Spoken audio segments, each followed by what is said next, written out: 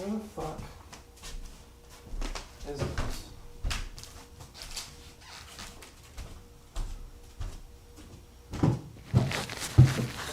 I'm Mr. Cool over here.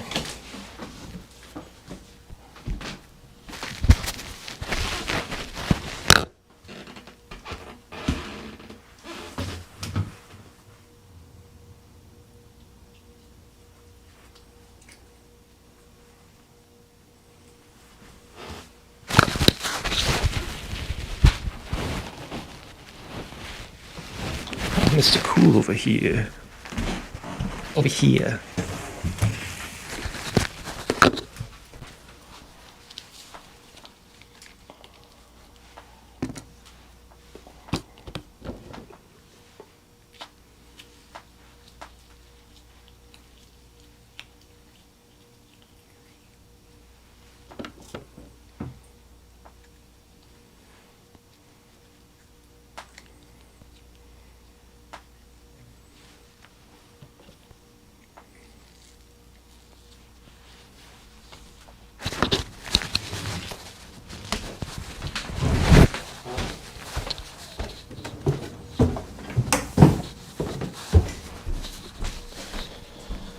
Alexa, second light bright. Alexa, second light white. It's so dim. I need it to be brighter. I can't take off my sunglasses though. I'm trying to look cool over here. I just put mousse in my hair. Yeah, I cut my hair, no big deal. Look at it. Ooh. Shit. We gotta get down to business, don't we? Oh, I know.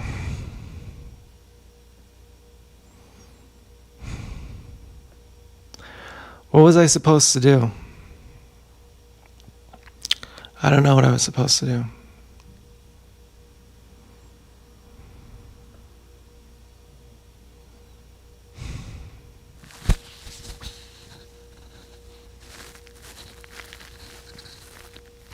Now, what I'm thinking, I'm trying not to be a fucking decisive here. I don't even know what I'm supposed to say. But, I think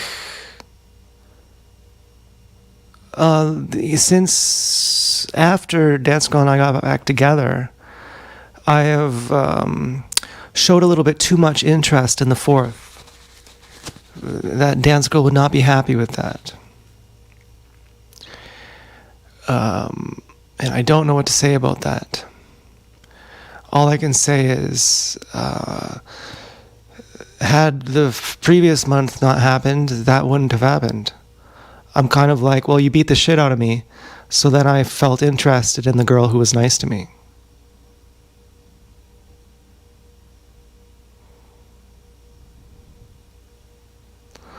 Am I supposed to say sorry for that?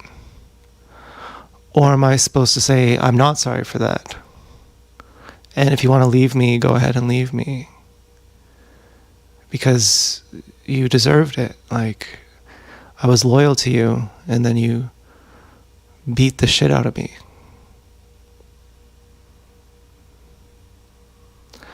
And what was I supposed to do then? Just hide my thoughts? Oh, I'm having thoughts about the person who was nice to me. What do? Just hide it? Why am I having those thoughts to begin with? It wouldn't have happened had you not beat the shit out of me. So what am I supposed to say? What am I supposed to do? Just say, oh yeah, it's my fault. Just go ahead. What am I supposed to say? It's my fault, and please don't break up with me, and I'm sorry, I'll never do it again. Or am I supposed to say, that's what happens when you abuse your partner?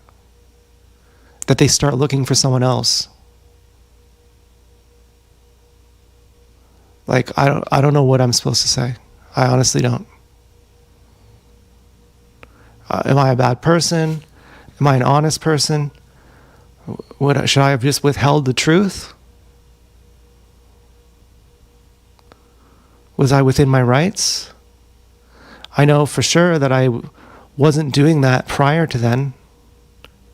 I know that the cause and effect is how I was treated made me distrust you enough that I would start looking outside of our relationship. And I wasn't really self-aware enough to know that. Like, I was like, just saying, just be honest. That's the only goal, is just be honest. And don't withhold your thoughts. Don't withhold your feelings. You can withhold your behavior. But then when your words are your behavior, and you're expressing your thoughts, which you can't control, and your thoughts are a result of an interconnectedness of everything that's happening, then how do I separate my thoughts from how I'm treated? How is that my fault?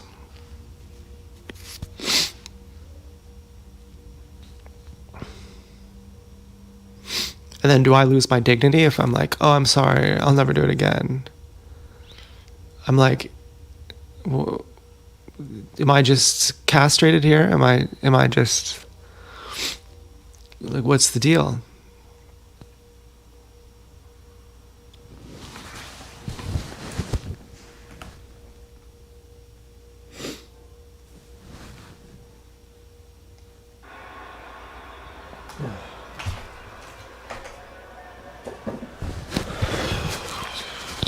But I wasn't aware that was what was happening.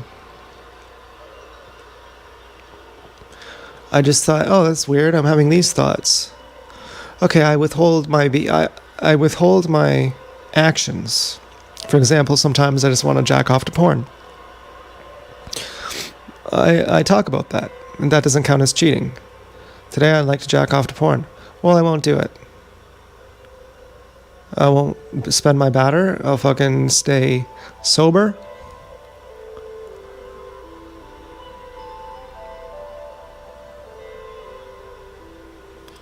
And I'm angry. I'm feeling like punished. Like, why should I be punished for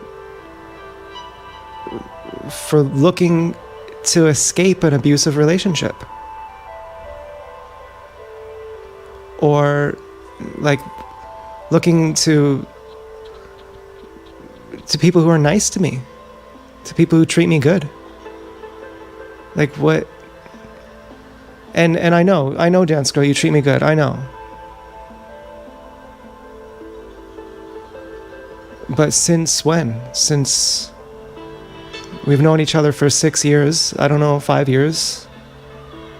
And since when? Like, since 18 days ago. And the rest of the time it's been like literal sex slavery, which is horrifying.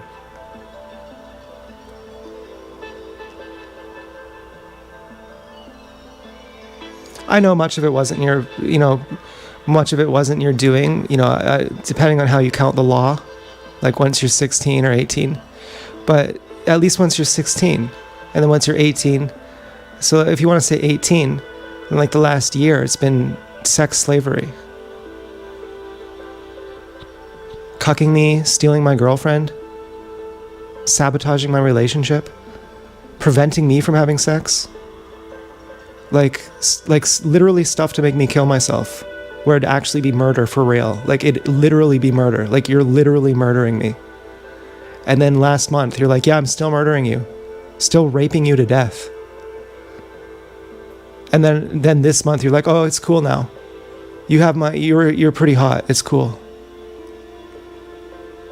And I'm like, am I to blame then for looking for someone who loves me? For someone who I can trust? Now, I know, technically, you're saying, but I don't do that anymore, so don't anchor me to the past. Don't punish me. And I'm like, but I'm not superhuman. I'm the Gorilla Daddy, but I'm not fucking superhuman. Like, your actions affect people. And I know maybe you get this. Maybe I'm yelling at you and you already get this. Maybe I'm projecting, or not projecting, but maybe I'm imagining that you've dumped me when you haven't. That you're angry at me when you're not. Maybe I'm disheartened. I certainly don't get boners like I used to last month. Maybe I only see the worst in you now. I'm only expecting it's just going to be bad. It's just going to be bad. Every time you do something nice, I think, oh, wow, I'm surprised. Like every time you're nice to me, I'm like, oh, I'm surprised. I was scared. I'm scared every day you're going to be mean to me. And then I'm relieved when you're not.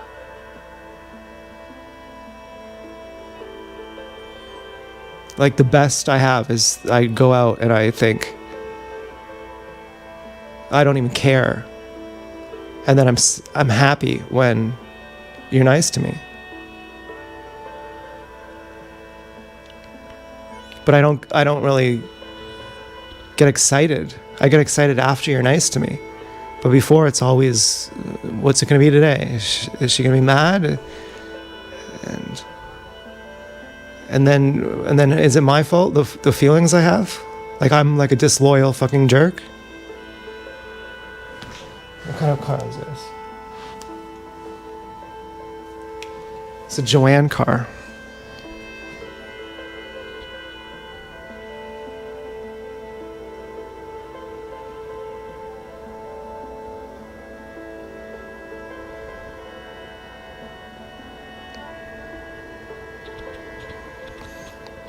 Like, how would you feel? How am I supposed to feel?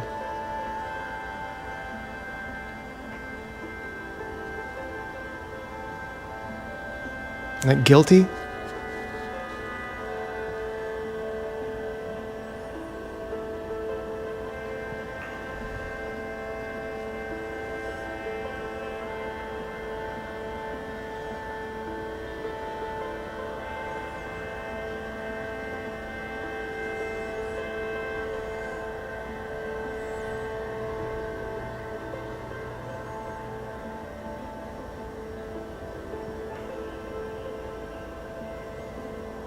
Have you ever seen Ilsa, the she-wolf of the SS?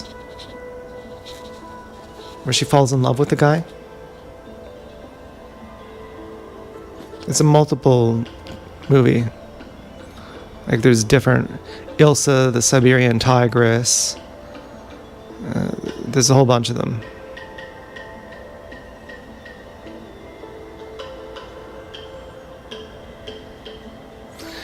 Well, she has sex with guys, and if they come, she cuts their balls off.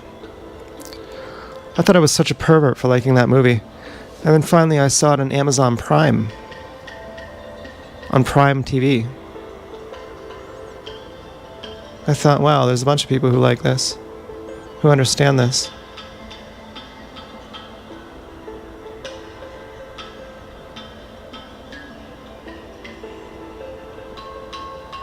But there's this one guy who she can never get the best of. And he's always telling her to behave. And she listens to him as he's tied to her wall.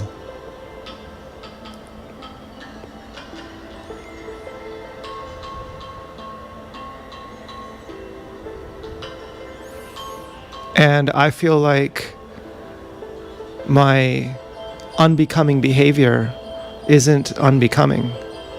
I feel like it's not my fault.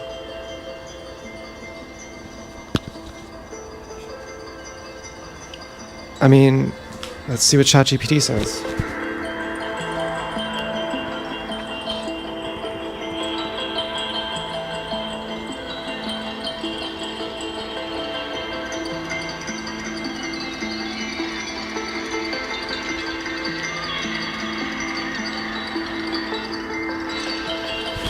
Apparently I'm not the gorilla daddy, if I have to ask the computer.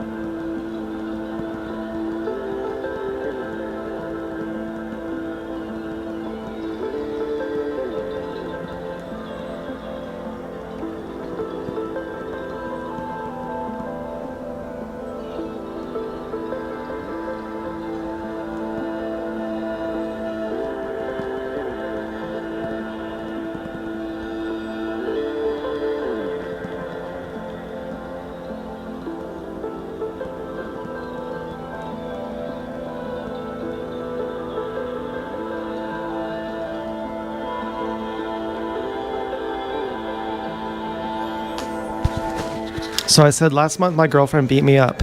She never said sorry, and this month I found myself thinking about a different girl who was nice to me. I told my girlfriend and I worry now she is mad. But I never felt like that until she beat me up. Did I cheat? I told my girlfriend on YouTube and the girl heard too, so was it cheating? I'm so sorry you're going through this. First and most importantly, I want to address the physical violence. It is never okay for your partner to hit or beat you up. Physical abuse is a serious violation of your safety and you did not deserve that no matter what. Her lack of an apology only compounds that hurt. To answer your question directly, no, you did not cheat. Here is why, along with some perspective on what you were experiencing. Thoughts and feelings are not cheating. Finding yourself thinking about someone else, especially someone who treats you with kindness and makes you feel safe, is a completely natural human response to being hurt. After experiencing violence from your partner, your brain and heart are naturally going to crave safety, kindness, and peace. You are reacting to trauma and emotional neglect, not committing an act of betrayal. Cheating requires a breach of trust or intimacy. Cheating typically involves breaking the agreed upon boundaries of your relationship, like physical or emotional intimacy with someone behind your partner's back. Simply having your thought, realizing someone else was nice to you, and then being completely honest with your girlfriend about those thoughts is the opposite of sneaking around. You practice radical honesty. You mentioned that you told your girlfriend and that it happened on YouTube where the other girl heard it too. While sharing those thoughts can certainly cause tension or spark anger in a relationship, being open about your feelings is not cheating. If your girlfriend is mad, it may be a reaction to hearing that your focus shifted, but that does not mean you did something morally wrong or unfaithful. A note on your safety: when physical violence enters a relationship, the dynamic becomes dangerous. It makes complete sense that you never felt like that previous to the incident. The violence fundamentally changed how safe you felt in the relationship. Please take a moment to reflect on your own well-being and safety. You deserve to be in a relationship where you are safe from harm, respected and treated with consistent kindness. If you ever feel unsafe or need someone to talk to about the physical abuse, please consider reaching out to a local support line, your trusted friend or family member. You don't have to carry that weight alone.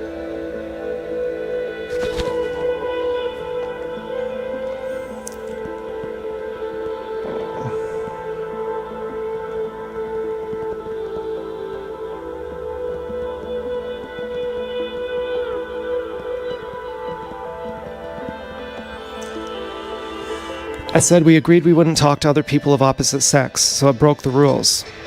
Thank you for clarifying that rule. Understanding the specific boundaries you two agreed on changes the context, but it does not change the core truth of your situation. You did not cheat, and your safety is still the most important issue here. Here's a balanced look at that rule, how it interacts with what actually happened. Breaking a rule versus cheating. There is a big difference between experiencing an unprompted emotional reaction and choosing to violate a relationship agreement. Thoughts aren't actions. You cannot completely control a spontaneous thought or feeling, especially when you're under immense stress. Your mind naturally noticed that someone else is being nice to you because you were lacking that kindness at home. You didn't pursue her. You didn't secretly message this other girl, go out with her, or try to start a romance behind your girlfriend's back. You were honest. Instead of hiding your thoughts, you openly brought them to your girlfriend. While this conversation might have technically crossed the line of what you two agreed to discuss, having an involuntary thought after being hurt is a psychological reaction to trauma, not a malicious act of betrayal. The reality of the situation: it is completely understandable why your girlfriend might be upset or mad that a boundary was crossed. However, it is vital to look at the timeline of why this happened. First, your girlfriend severely broke the fundamental rules of safety and respect in a relationship by physically hurting you and refusing to apologize. Second, because of that violence, your feelings shifted and you naturally craved safety from someone who is kind. When physical violence enters a relationship, the original foundation and rules are shattered by the person who committed the violence. It is unfair for her to expect strict adherence to emotional boundaries when she did not protect your physical safety. Your feelings changed because she beat you up. That is a direct consequence of her actions, not a flaw in your loyalty. Moving forward, if your girlfriend is mad, that is her reaction to deal with, but her anger is never an excuse to hurt you again. Because there is a history of physical violence here, please prioritize your safety above all else. Arguments about rules and cheating can escalate quickly. If you ever feel like a conversation is becoming unsafe, please remove yourself from the situation immediately. You deserve to be safe, respected, and treated with kindness. Okay, so, and if you're going to say, well, I didn't technically beat you up, just don't even go there.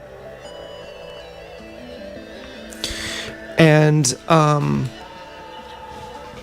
or should I ask ChatGPT, is shooting a gun right next to someone's head the same as beating them up? Should threatening someone with lethal violence be considered not as bad or worse as beating them up for the psychological harm that it causes.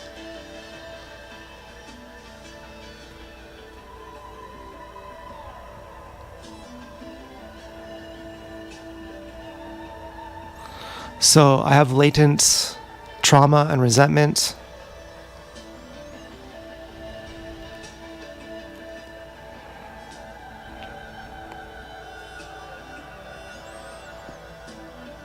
And I want you to deal with it. Or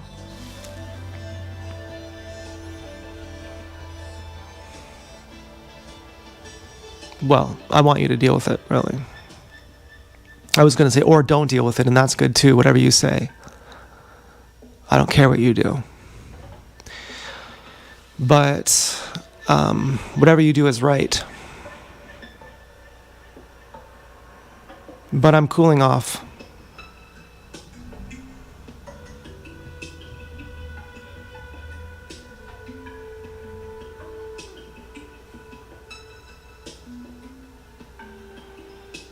And I'm making naan bread.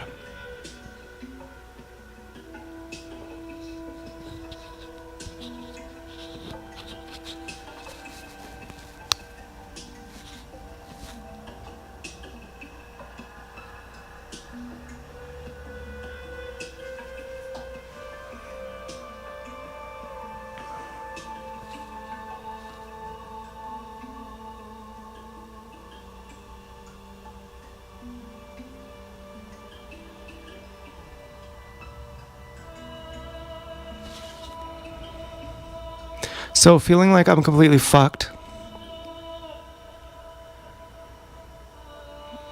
I do have one ace up my sleeve. One thing that makes me really happy. Has nothing to do with pigs. It's eating watermelon. And don't go there with whatever. I'm eating watermelon because it's the best. And it's actually the fucking best. And it's the cheapest. And it's a lot easier than eating apples. And I can transform how I feel by doing that, which is a lot of fun. I love this part of the song.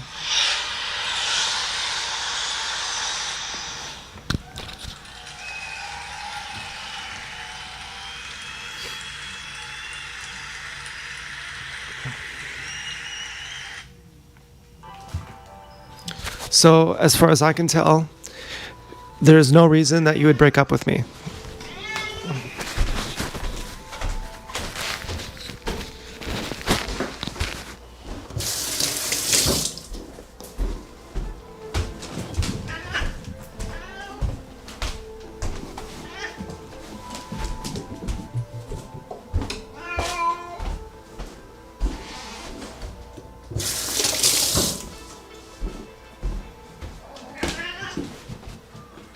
And we're still together.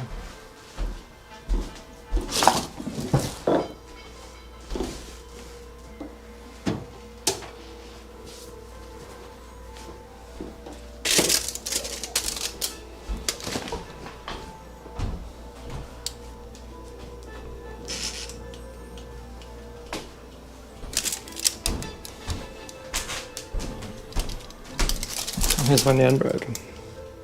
Did I salt this? I hope I salted it. I can't remember though. That would ruin it if I didn't.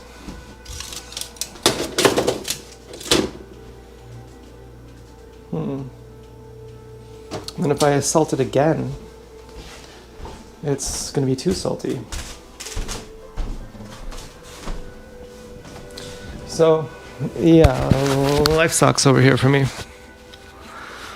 I was excited to do my hair because I remembered you can eat watermelon. That's a big deal. A lot of people would kill to know that. That your species-specific diet makes you feel really good. That it makes you feel amazing. Gives you biophotons, as John Rose says.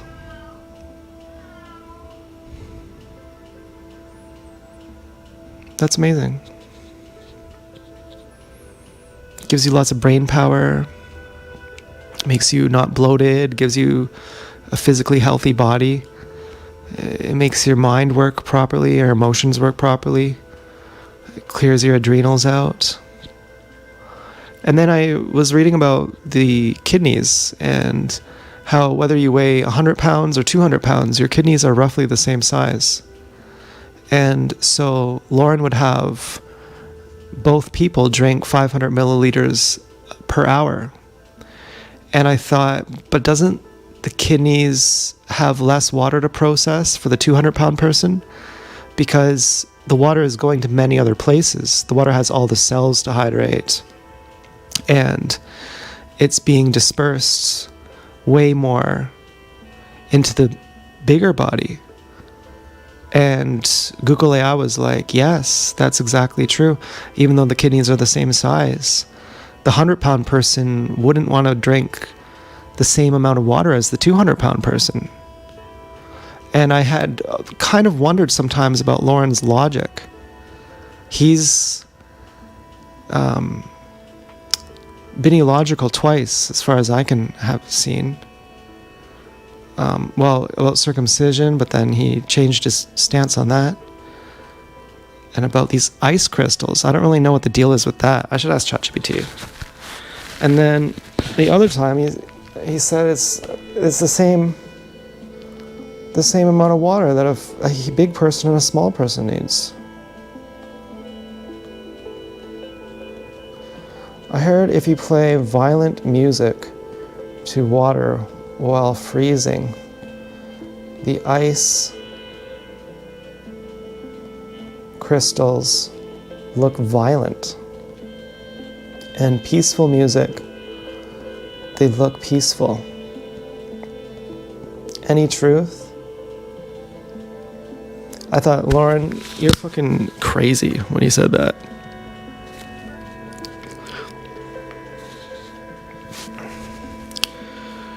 To put it directly, no, there's no scientific truth to this. What are you describing is a very famous theory popularized in the 1990s by a Japanese author named Masaru Emoto.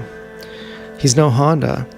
He published books showing photographs of beautiful symmetrical ice crystals that he claimed were exposed to classical music or positive words like love. He contrasted those photos of fractured, messy-looking ice that he claimed came from water exposed to heavy metal or angry words. You know, I used to volunteer at a Mennonite thrift shop and play Slayer. And it was amazing. While the photos are visually captivating, the experiment completely fails scientific testing. Here's what is actually going on: the power of cherry picking. When water freezes, and I thought Lauren had told me this to validate drinking more water. Like he had to say, let me just say something illogical so that when you don't trust something else I say, you can override it. Because otherwise Lauren is so consistent that I listen to everything he says without question. And that's probably why I didn't do my water fast correctly. I drank 6 to 8 liters a day. I needed to drink 10 a day. Scientists, and I could tell when I was having hypernatremia, I could feel it when I would drink too much. I knew how to get right to the point where it wasn't too much, and just a tiny bit more would be. Failure to replicate under blind testing. I mean, I don't think we need to go through this. I think this is pretty obvious. And I think this thing with ChatGPT, I think it confirms what I was thinking. I'm thinking if Dance Girl dumps me at this point, then although it's painful, it is actually good. I don't know if I'm necessarily trying to convince Dance Girl not to dump me. I think I'm trying to not feel like I've cheated, like not feel like not feel like a bad person, not feel like I cheated. Like if my cousin had someone beat her up and then she said the same thing, I would be like, well, yeah, your boyfriend beat you up. Like, of course you're gonna feel like that. Like, yeah, he beat me up for 6 years, and then he said he was sorry, and it took me a year to take him back, and then he beat me up again, and then I took him back again. But with our circumstances, it's kind of different because your age gives you immunity. But now it doesn't. So I'm like, I don't know what to say other than what I just said.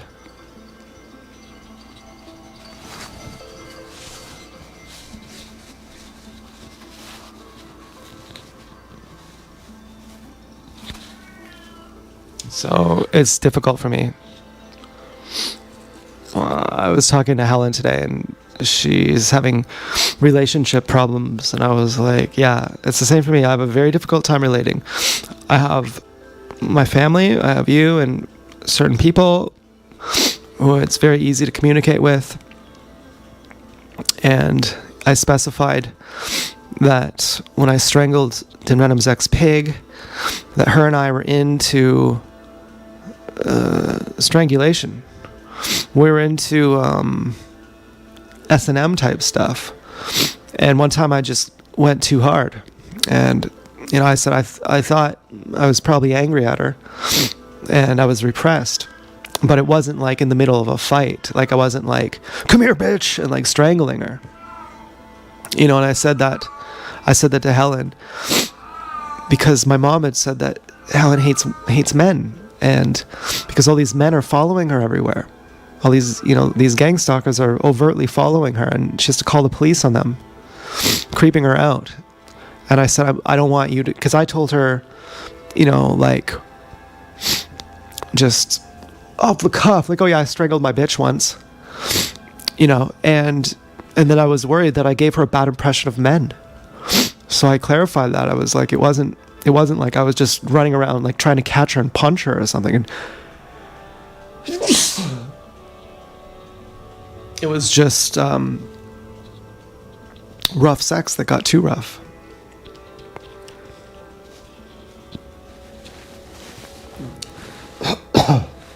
But anyway, I'll be right back.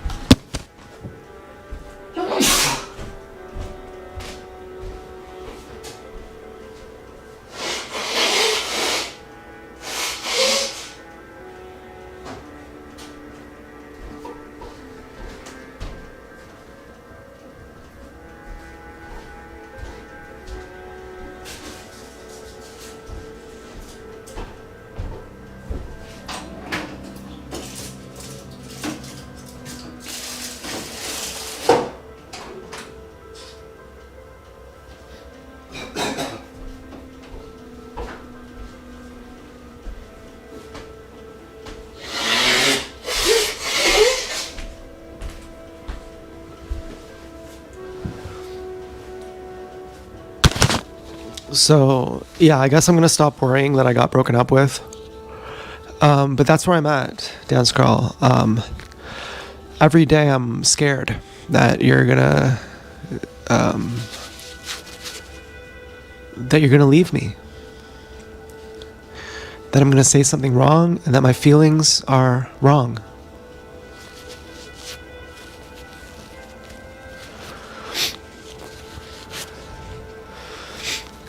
And I'm relieved every day too. When you show me that you're still here, I'm also relieved. So I'll ask ChatGPT what it says.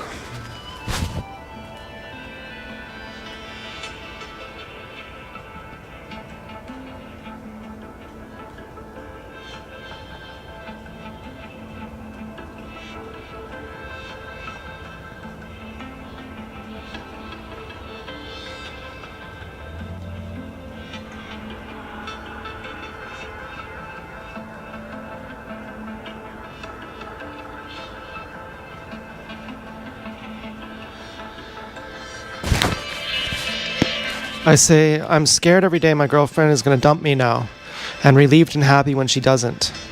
Is this a trauma bond? How do I forgive her without rubbing her nose in it when I'm scared of her apathy?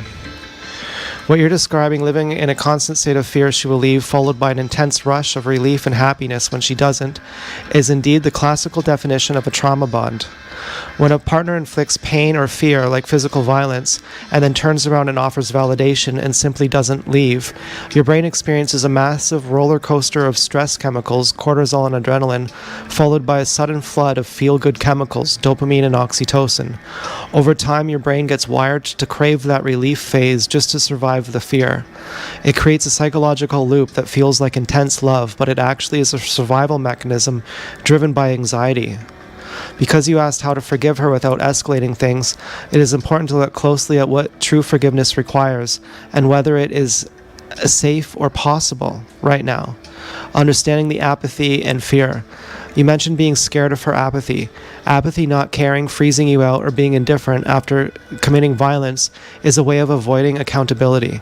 When you try to bring up your hurt and she responds with coldness or threatens to leave, she is shifting the focus. Suddenly, instead of her addressing the fact that she hurt you, you are left begging her not to leave. This leaves you completely stuck. You can't express your fear without triggering her withdrawal, which only makes you more terrified of being dumped. Can you forgive her right now? Genuine forgiveness is a beautiful thing, but forgiveness cannot happen in a place where you are currently unsafe. Forgiveness requires safety. You cannot safely forgive someone while you are still actively afraid of them. Forgiveness happens after the danger has passed and the relationship is secure. Forgiveness requires her repentance. True reconciliation requires the person who did the harm to say, I messed up, I am deeply sorry, I see the pain I have caused you, and I am going to actively change my behavior so it never happens again. What you are doing isn't forgiveness, it is compliance. Right now, trying to force yourself to forgive her without even apologizing is actually just you trying to suppress your own natural, healthy fear in order to keep the peace. You are trying to swallow your pain so she doesn't get mad and leave. How to navigate this safely. If you want to avoid rubbing her nose in it because you are afraid of how she'll react, you need to shift your focus away from trying to fix her reaction and start focusing on protecting your own emotional well-being. Accept that your fear is normal. Do not punish yourself for being anxious or thinking about other people. Your brain is terrified because you were attacked by the person who is supposed to love you. Your anxiety is a normal alarm system telling you that things are not okay. Stop trying to force an apology she won't give. If she is met with apathy or anger when you express your hurt, stop going to her for comfort or closure right now.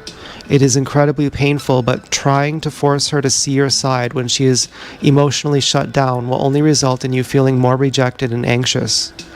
Build a safety net outside of her.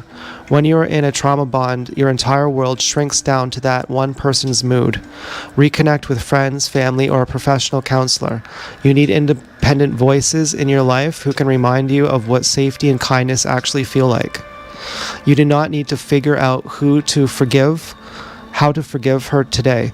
Your only job right now is to figure out how to make yourself safe and to recognize that relationship where you live in daily fear of abandonment or violence is not a healthy place for your heart to rest. Well, I'm the gorilla daddy, but, I'm the gorilla baby sometimes.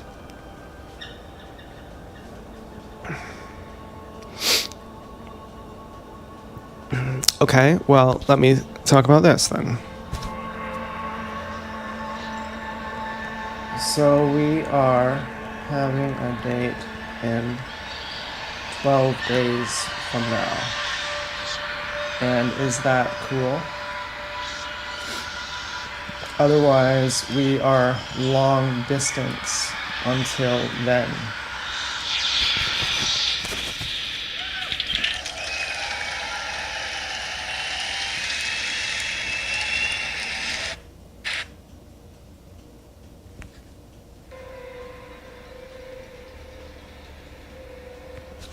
Going on a date in 12 means you have a concrete milestone to look forward to, and having that date set can feel like a solid anchor when you're dealing with the physical gap of long distance.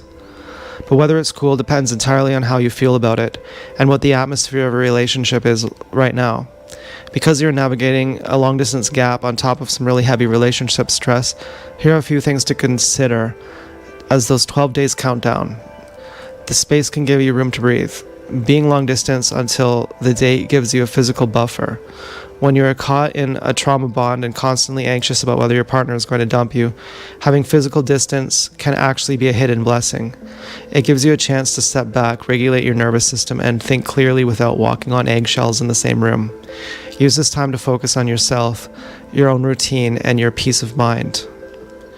Notice how communication feels. Pay attention to how you two interact over the next 12 days. Is the communication respectful, or is it still filled with the apathy and tension you were worried about?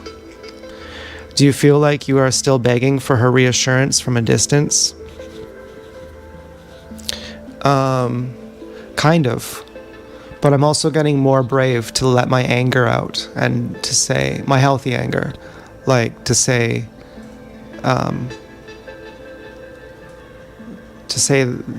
whatever you're mad at, it's not my fault. Go ahead and be mad and call me a scuzzy, sleazy asshole, and I have no fear of that. Call me just a blamer, and then I'm just blaming anyone and not taking responsibility. I don't have any fear of that. Just go ahead and say that. And to that extent, get mad at me and leave me if you want to.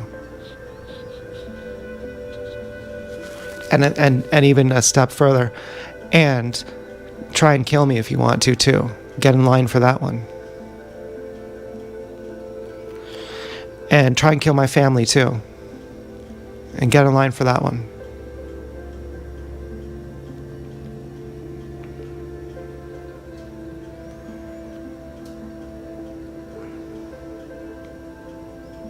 And even if you're not aware of yourself, maybe you're not aware of your situation, of how formidable an enemy I am. If the distance feels peaceful, that is a sign of how much stress the relationship might be causing you day to day. If the distance feels like an agonizing waiting game, it does. Where you are constantly terrified of a breakup text, it shows you how deep the anxiety is running. Prioritizing your safety for the date. Because there is a history of violence, seeing each other in person shifts things from emotional to physical risk. Well, projecting much? As you plan this date, your safety must be the absolute priority. Meet in public, ensure your date takes place. Well, she only wants to meet with her bodyguards. Meet it, but on the porch. So yeah, good enough. Meet in public, ensure your date takes place in a public area. I mean, you're ultimately saying, if it was me, I would kill you. Isn't it what you're saying? I need bodyguards, because if you did that to me, I would actually try and kill you.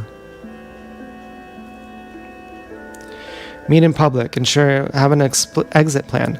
Make sure you have your own transportation, your own ride. Well, I'll have my new shoes, so I can walk in those. Set boundaries early. If she starts bringing up old arguments or exhibits that apathy you're afraid of, you have every right to cut the date short. A date should be a source of mutual joy, connection, and safety.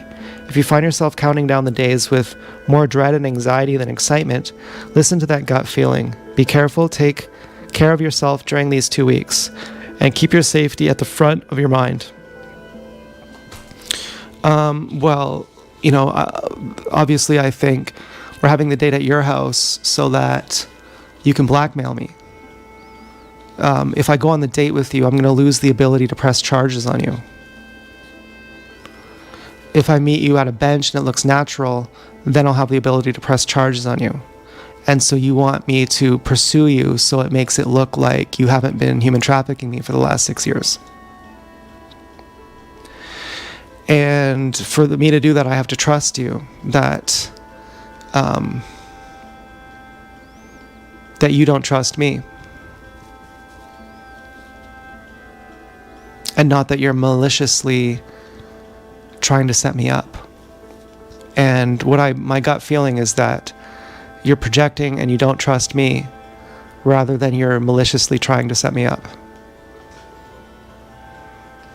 I would be shocked if I show up at your porch and then Chris Hansen or the police come out and they go, "What are you doing here? Have a seat. Have a seat right here." So I just go to get my fucking naan bread over here. I really hope I salted this. That would be really bad if I didn't do that. The butter is salted. I did put a fair amount of butter in it. It's looking pretty good. Oh, I cook it on the bottom rack. Ooh, fuck, it just burned my fingers.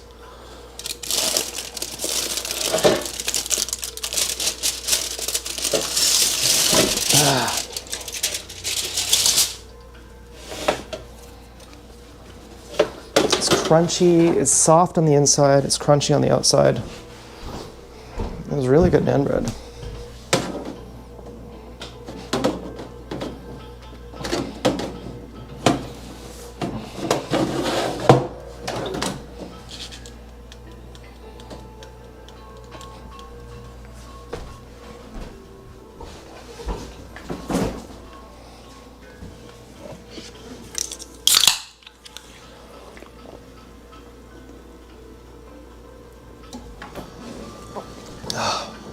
Oh my god. Ooh.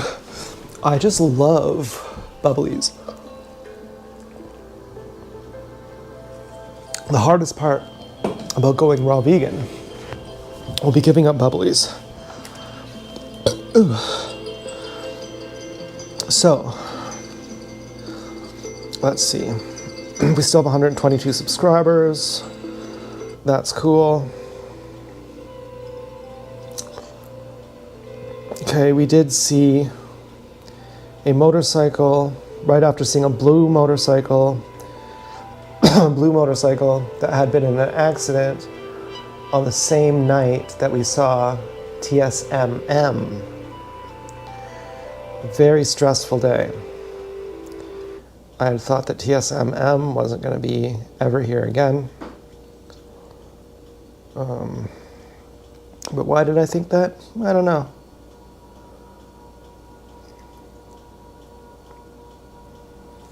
I had very angry moments today.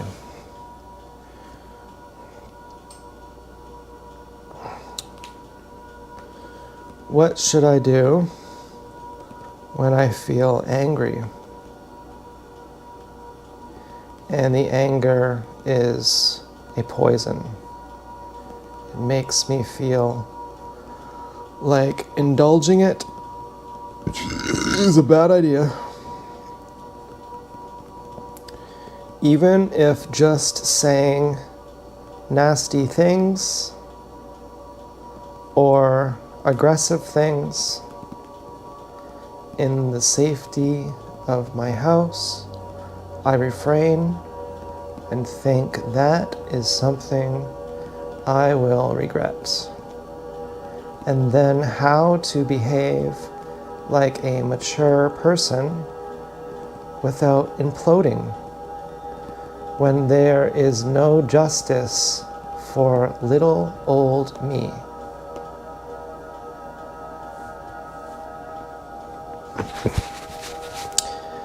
It takes an incredible amount of amazing Gorilla Daddy status to recognize that venting anger, even alone, can feel like swallowing poison.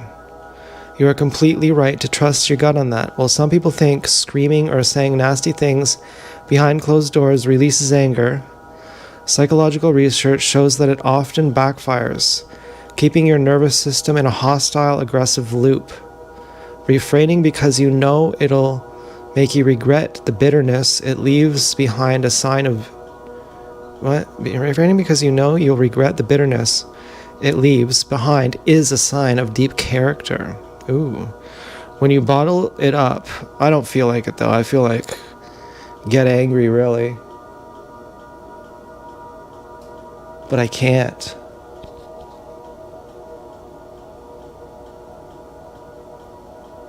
I feel like beating up a pillow. But I'm not allowed to express myself. I don't have freedom of thought because I'm also being watched in my house. And even that will lead to punishment. It's full-on fascism. It's full-on Nazism.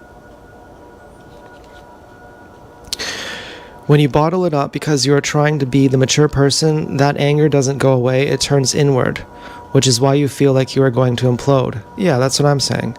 And that feeling of there is no justice is a heavy, heartbreaking weight to carry. You were hurt, you didn't get an apology, you are living in fear, and the scales are completely unbalanced. Here's how to process that anger like a mature adult without poisoning your spirit. Shift from venting to physical release. Anger is a high-energy physical emotion. Your brain thinks you are under attack, so it pumps your body full of adrenaline and cortisol to fight. If you just sit there trying to think your way out of it, or you repeat nasty words, the energy stays trapped. You need to get the adrenaline out of your body without feeding the anger thoughts. Change your physiology. Go for a hard run, lift something heavy, or do explosive exercises like jumping jacks. Well, I don't want to go outside because I don't want to be harmed. Because I'm scared of my girlfriend, I don't want to go outside. I don't like looking out the window, so I can't go for a run. Somatic release. Clean your living space with intense energy, or wring out a wet towel with all your strength. Well, then I get punished that I'm venting my anger. Then someone says, "Oh, are you pretending you're wringing someone's neck out? You're not allowed to be angry like that." So then I can't do that. If I do that, I might as well just say nasty things. The physiological sigh. Take 2 quick breaths in through your nose, 1 deep, 1 short, sharp, 1 on top, and then a long, slow exhale through your mouth. Doing this a few times tells your brain's threat detection center to stop pumping stress hormones. Okay, we can do that one.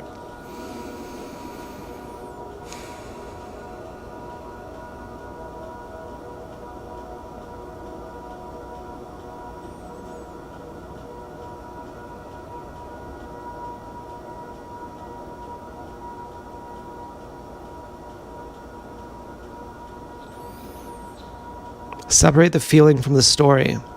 When you feel angry, your brain starts a loop. I can't believe she did that. It's so unfair. She doesn't care. I have to fix this. That story is the poison. I can agree with that. Try to drop the story for 5 minutes and just focus on the physical sensation of anger. Where is it? Is it a tight chest, a hot face, clenched fists? For me, it's in my chest. It's a lot of adrenaline. It's butterflies in the stomach that have moved up to my chest. Breathe into that physical feeling as if it's just a storm passing through your body. Let it be there without trying to solve the problem or argue with her in your head. Anger usually peaks and begins to fade within 90 seconds if you stop feeding it new thoughts. Did you notice how I just morphed into a more refined version of myself? I thought, you're gonna die one day, so act right. Make it count. Mourn the lack of justice. The hardest part of maturity is accepting that you cannot force a toxic or abusive person to give you justice. If you are, and now Dance Girl, I realize that you're new Dance Girl. I at least trust that you are. If you are, this is new Dance Girl we're talking about, not new Dance Girl. If you're, and I'm going to ask it about that too, about how do I give respect and love to the new you. The hardest part of maturity, if you're waiting for her to realize how badly she hurt you, to apologize, or to suddenly treat you fairly, you are giving her total control over your peace of mind. The anger implodes because you are demanding justice from a courtroom that is permanently closed. True maturity in this situation means stepping into grief. Underneath your anger is immense sadness that the person you care about hurt you and doesn't seem to care. Let yourself feel sad. Now, if you're saying, Dance Girl, you're saying, oh, but I do care. You're you're caring, the way your caring looks now is the same way your caring looked before last month. So obviously you could see how I would say, well, what is it? Then how do I know you even care?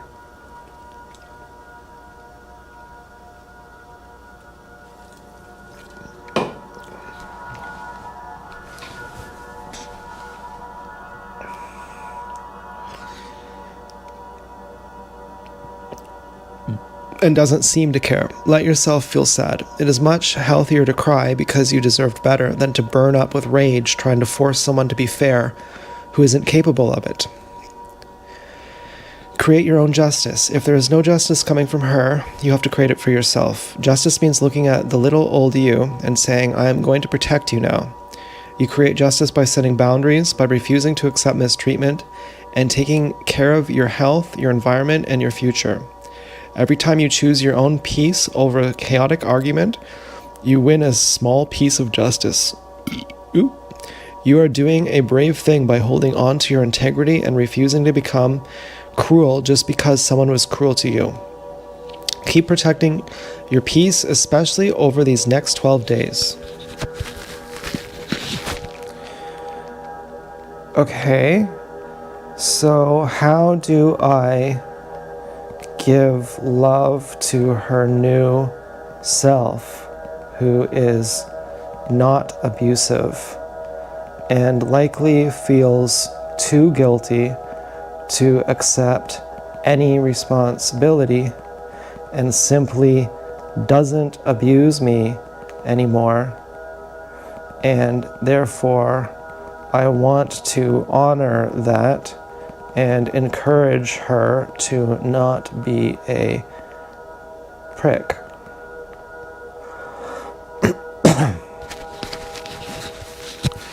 It is incredibly generous of you to want to look at her best and notice her efforts to change and find a way to encourage her growth.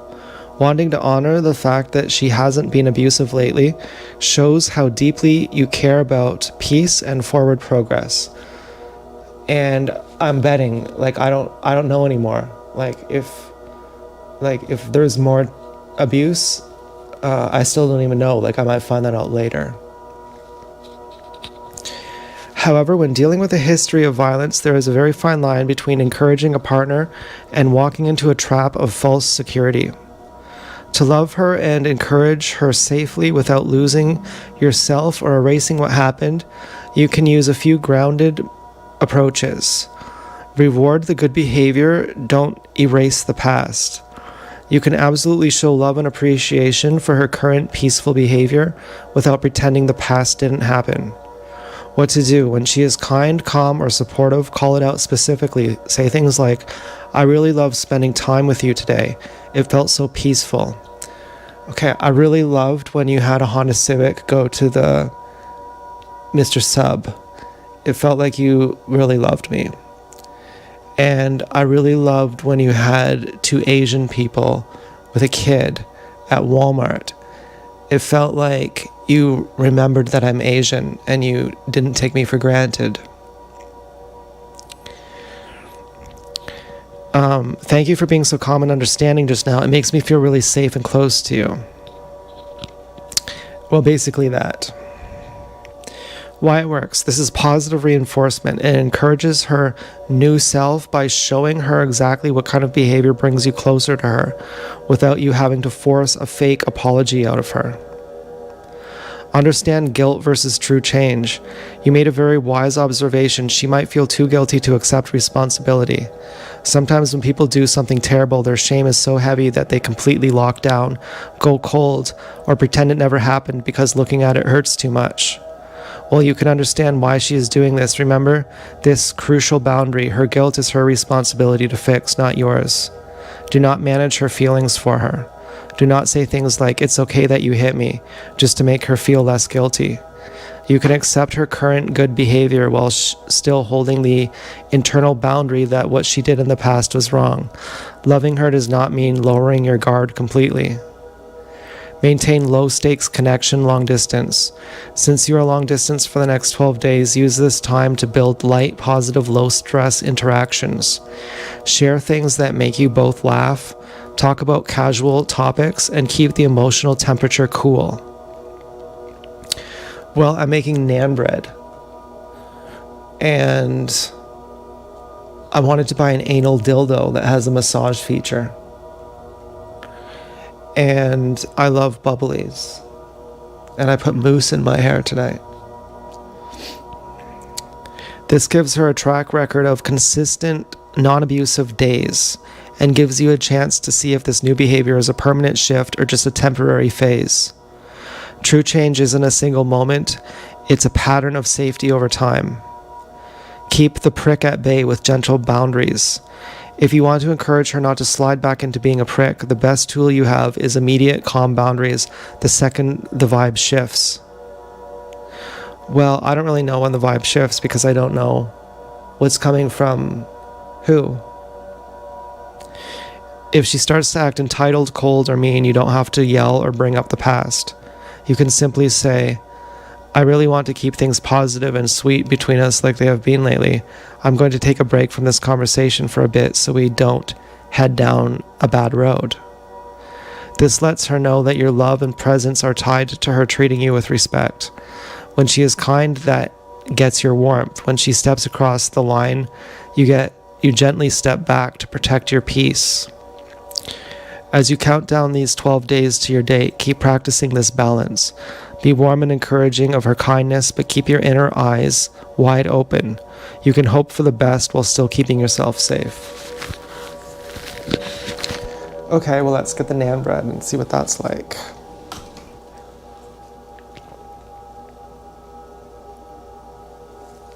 All these guys dye their hair on TV. Red Bar doesn't dye his hair.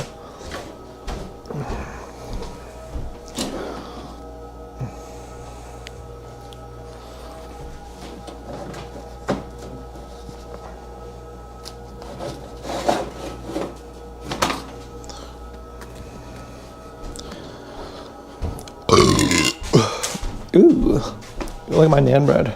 It's too many oohs, I know. It's getting gimmicking. I'm trying to be cute over here. Well, clearly, I'm not the gorilla daddy anymore. Oh well, what can you do? This is the best couch we've ever had. This couch is part of the reason why we're together, Dance Girl. Because it was made in 2006.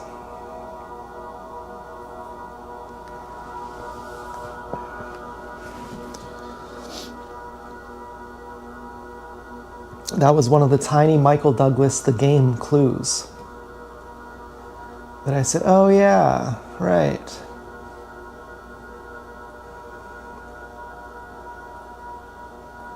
They said this couch was just a few years old. They probably meant they only used it for a few years. But this is a fucking nice couch. This was $275. This would have been a $1,000 couch when it was new. And our old couch, I mean, it was terrible.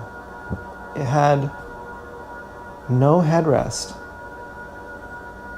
It was just terrible. It was the worst couch I've ever had. This is the best couch we've ever had.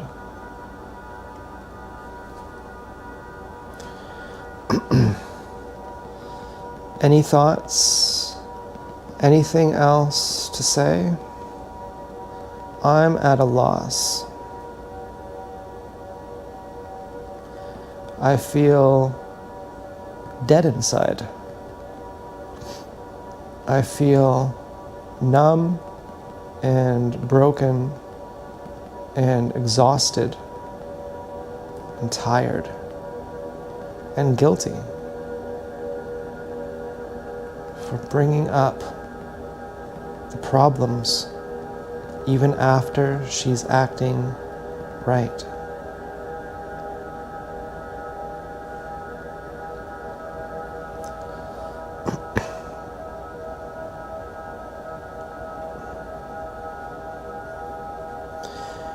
You're only bringing them up because they were never resolved.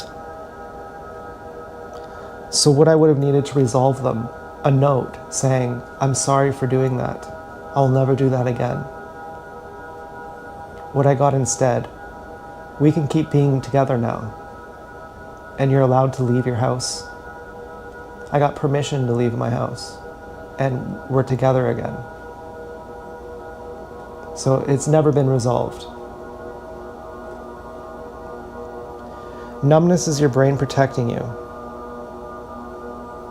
It's a physical defense mechanism called dissociation.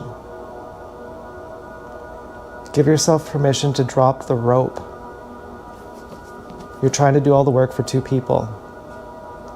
Trying to figure out how to love her and to manage her guilt, how to encourage her not to be a prick, how to keep her from dumping you, and how to ignore your own pain. Just for tonight, drop the rope. You do not have to fix the relationship tonight. You do not have to figure out the next 12 days. You do not have to solve how to forgive her right now. What to do right now. Since you're exhausted and tired, let your body rest. Your only job right now is to survive tonight with as much gentleness for yourself as possible. Wrap yourself in comfort, get under a heavy blanket, drink a warm glass of water, or listen to something that brings you a sense of absolute peace and familiarity, like your favorite ambient or comforting music. This is all I listen to.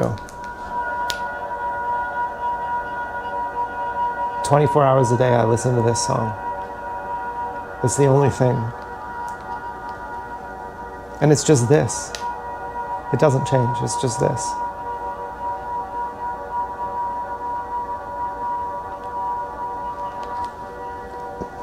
Stop analyzing. When your mind tries to start looping about her, the date or the guilt, gently tell yourself, I'm too tired to think about this right now. We will handle it later. Be kind to little old you. You have been through a trauma. You were hurt by someone you love. It is okay to be broken right now. It is okay to be sad.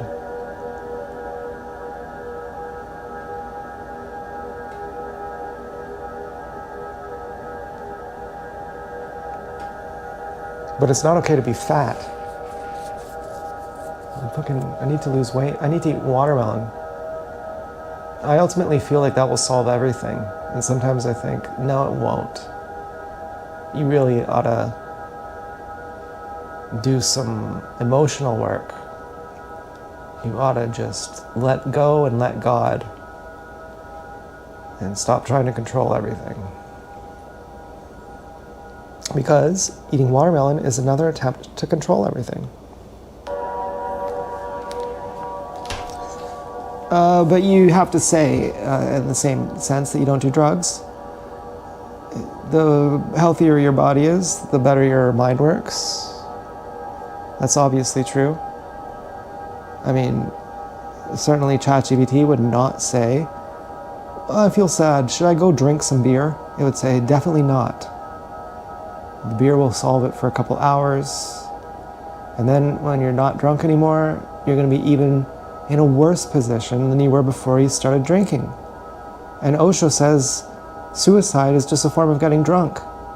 You're going to wake up in a new life and you're going to be in the exact same position. And then, even worse yet, you might take 1,000 years before you find another Osho. And you have to count that in too, that you got very lucky living at the same time as him. So do your best in this life. Yeah. It's a sad day when you can't even jack off to fix the pain. It's a sad day.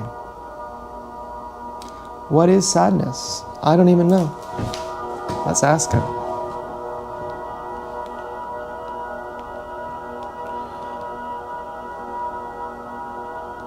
I realize getting high won't help. And I'm stuck in this feeling. And to be mature, I have to feel my feelings. And what is sadness? I don't mean to be metaphysical bullshitter, but you're saying I just let the pain in and a miracle happens?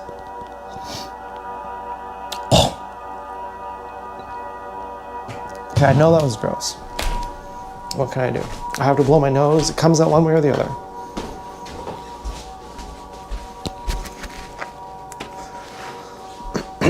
And I want to have some of this naan bread. Oh my God, it's good. And I didn't salt it. And I didn't fucking salt it. Look at that. That is really good.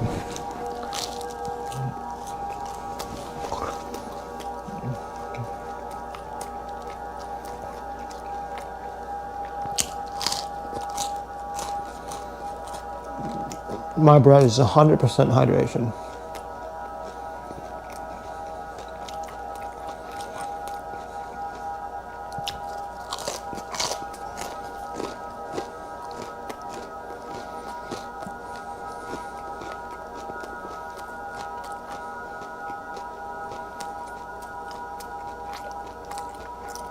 If only it was salted. That would be so good.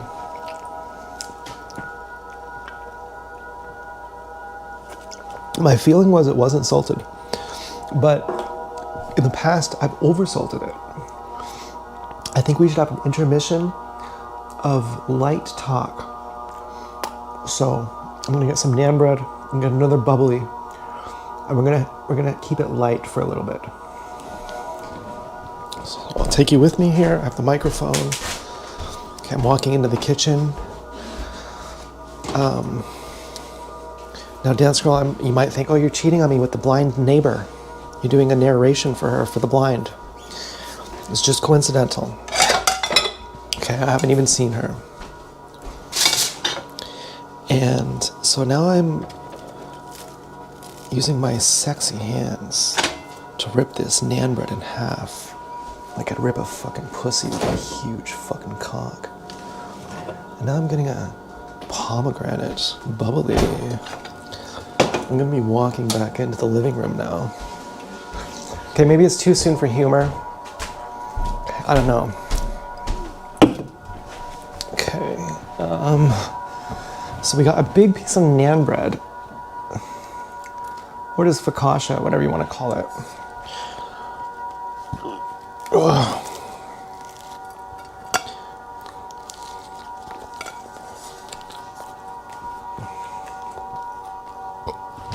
Well, my mom dated a blind guy. I think he died of tongue cancer.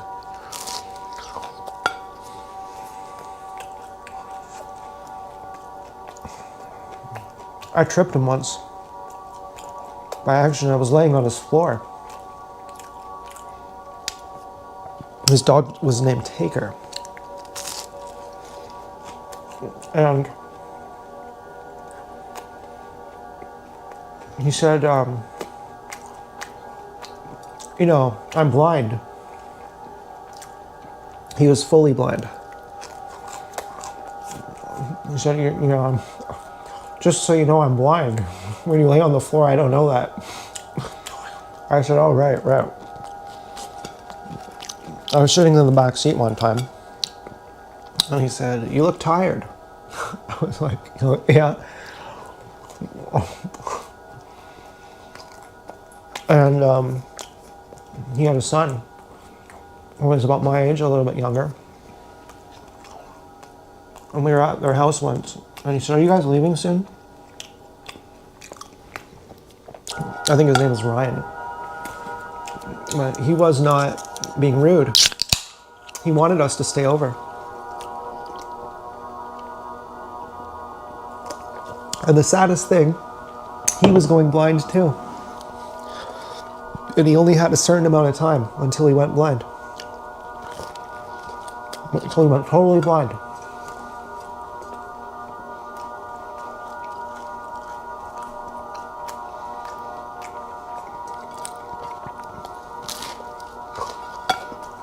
was one of those times where I thought, what's up with this?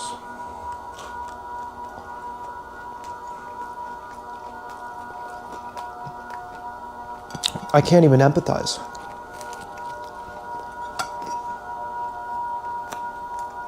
It's too fucked.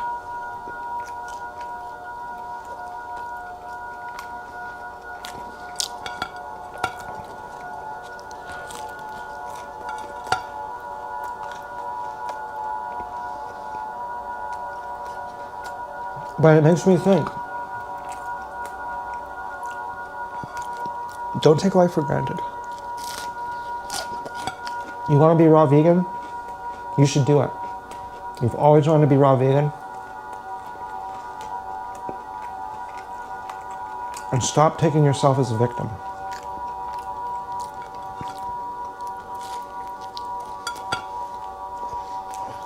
So what? You know, because I always thought, being a TI means you're a zoo animal for girls and women in the shower. And you're a punching bag for boys and men. That's all you are.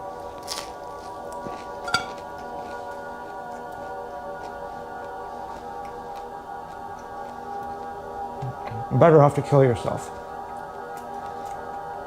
After years of thought, this is the conclusion I came to.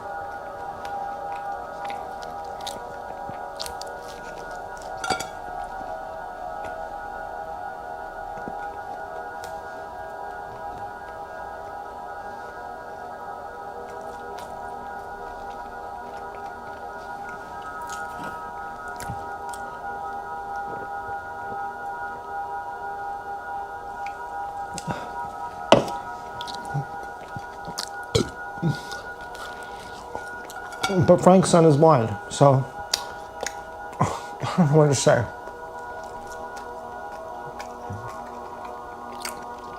I never had my eyes shot out with a pellet gun, so I should be lucky.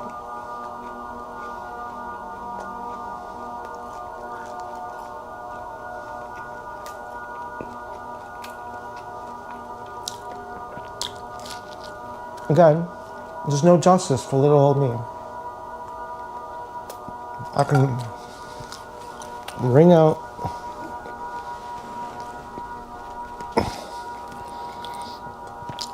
my sleeve.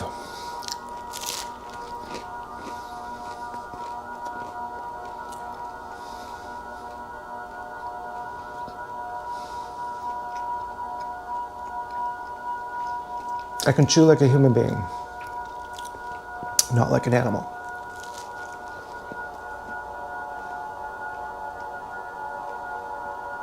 I really wish I would have salted this.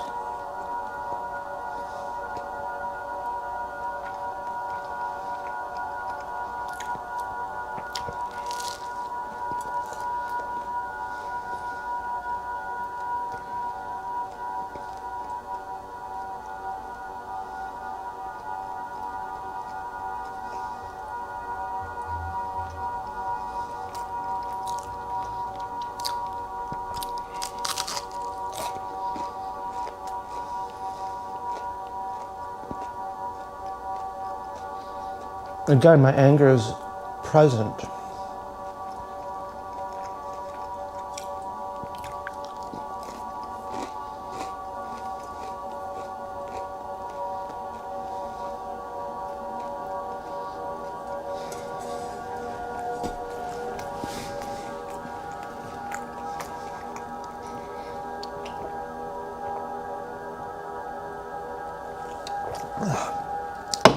I think I need more naan bread. Thanks for watching. I don't read the comments or look at how many people watch or look at how many people subscribe, but I'll stop doing that because it won't be real. Because I'm making a deal out of it, someone's gonna unsubscribe, but maybe someone will subscribe too. But I show my views to ChatGPT. I say, am I getting enough? It says, yeah, for the amount of subscribers you have the proper amount of people.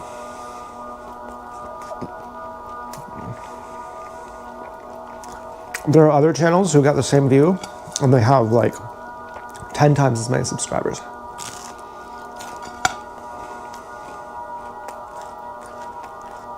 So I have good audience retention.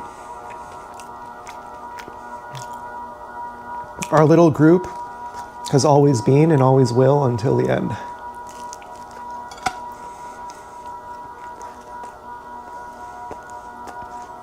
I'm glad to have you here with me.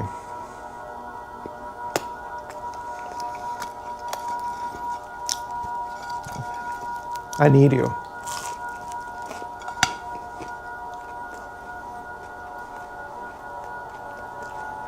I hope you know that.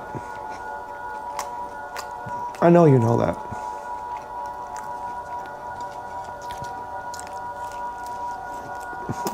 I love making bread.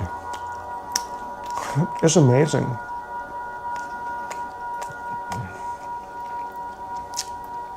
So we're keeping it light.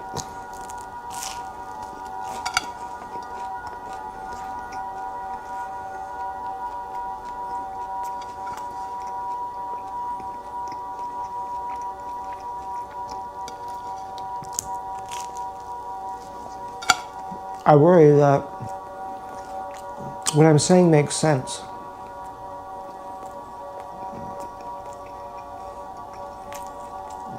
Dance girl hears it.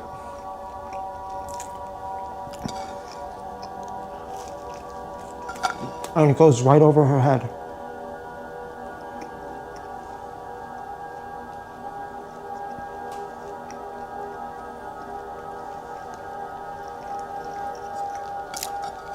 And then I worry somehow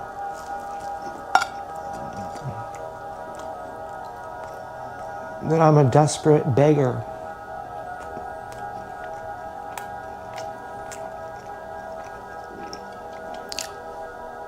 And a masochist. And I therefore say,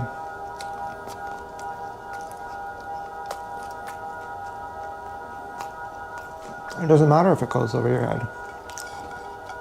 Let me say whatever I have to get you back.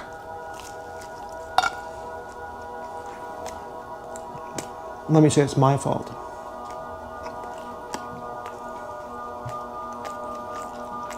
And somehow, I'm destroyed by that.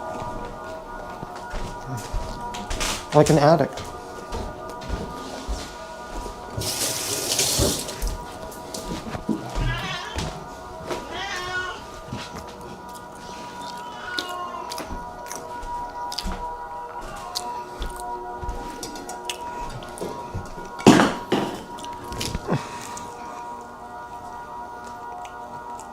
I worry that I'm an addict.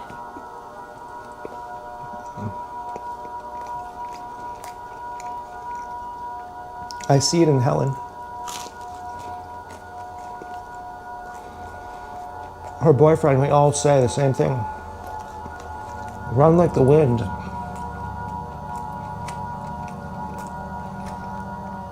And she says, he sucks. But we know she's not going to leave him.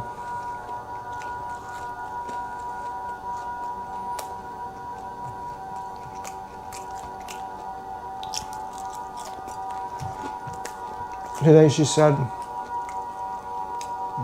he doesn't want to be with me. To which we would all say, that's a blessing in disguise. If he leaves you, that's a good thing.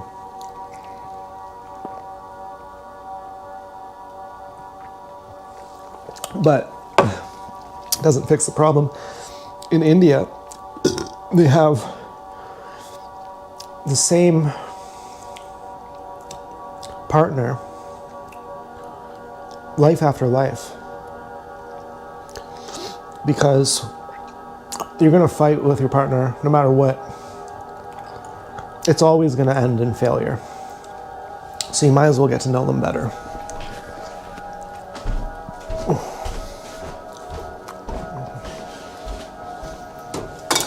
You're doomed to begin with, just by the nature of it.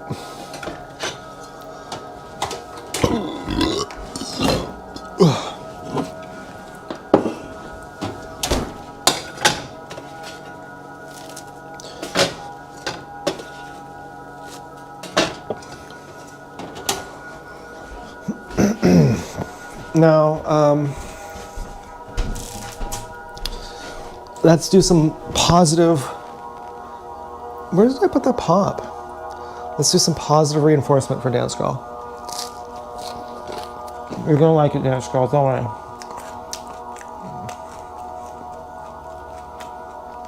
It's not gonna be what you think. But first I need to get my pop. I'm not trying to build it up. I'm just walking into the kitchen to get my pop, which I left on the counter. And the coldness on my fingers is both pleasant and disturbing. So, who do I think you are, Dance Girl? Well, I think you are a kind person. Now, I want you to imagine me with the sincerity and the love, telling you that you're a kind, wonderful person, as if I'm on a boat at the very end of the movie and the talented Mr. Ripley. And I'm saying, you're kind, beautiful.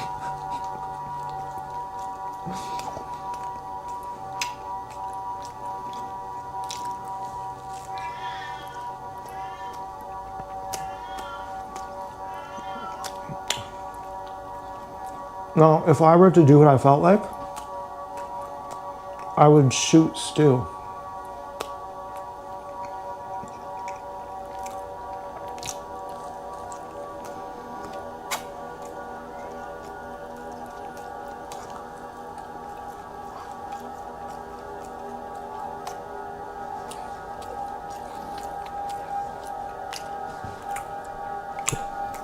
I think, Dance Girl, that you're a lovely person.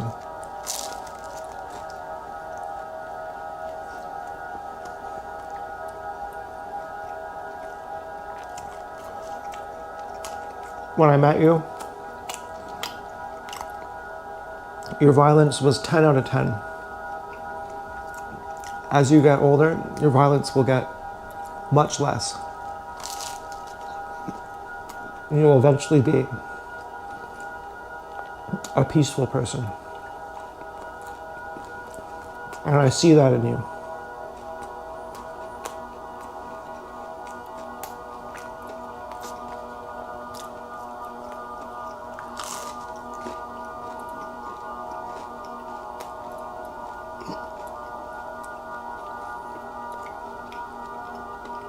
Okay?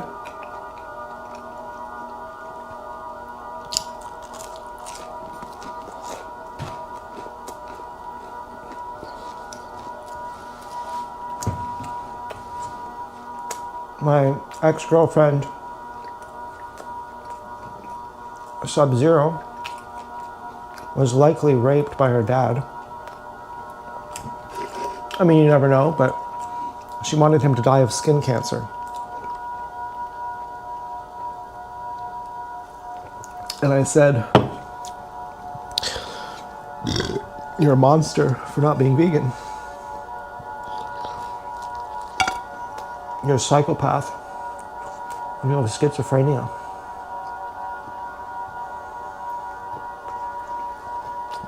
And then we did LSD. She had never done LSD before. She was very scared. She was getting drunk as fuck to try to make it less scary. And she started freaking out. She started crying. She regressed as if she was 2 years old, sitting on the floor, just sobbing, oh fuck, and just fucking freaking out.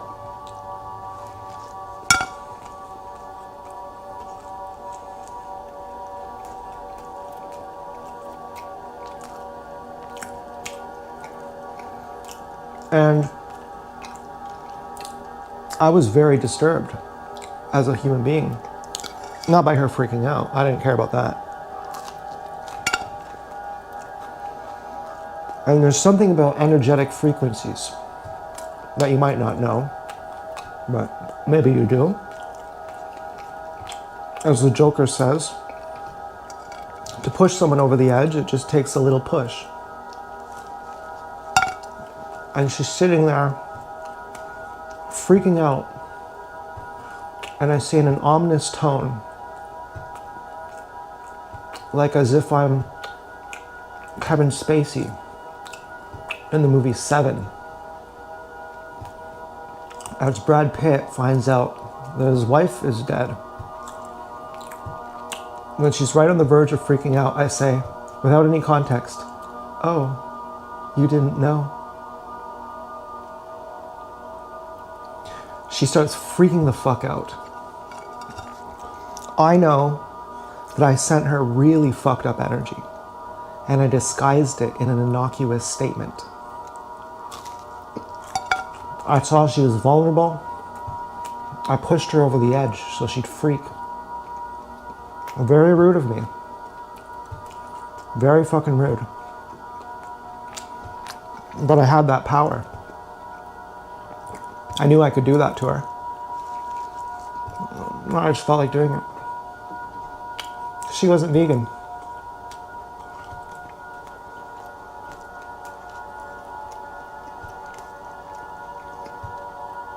And then she says, while she's crying on the floor, she says, this is like our second or third date. She says, "Oh, I'm sorry. This is probably fucked up for you." I'm like freaking out. I was like, "Thank you for saying that. You know, I might have actually worried for you, but now that you're cognizant of how you're coming off to other people, this makes me feel a lot more at ease. That you're not actually a literal big baby." And in the night, you know, you peak on acid an hour or two into it. And then later on, she's sitting on the floor in the kitchen. And she says, "You're right." She's looking at a chicken, a roast chicken. And she's like, "You're right. It's horrible what we do to animals. It's horrible." And she's bragging to her roommate and to her roommate's boyfriend. They're offering food. And she's like, "He's not going to eat it because it's not vegan." Like as if I have so much discipline.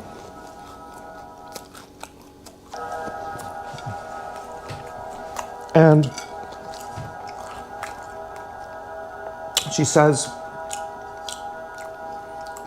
"When I saw that the cows get raped, how they treat the cows, I couldn't drink milk anymore."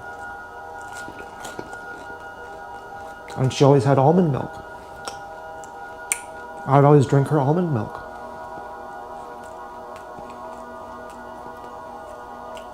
Fair enough, she's gang stalking me. So she gives me almond milk. I'm like, and weed. I'm like, yeah, nice.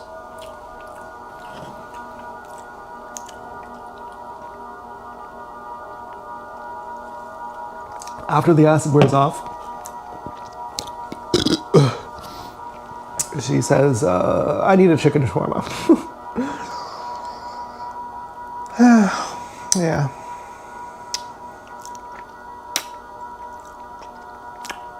I really should have salted that. But I've never enjoyed food so much, I don't think, as when I've been vegan. I can remember ribeye steaks, but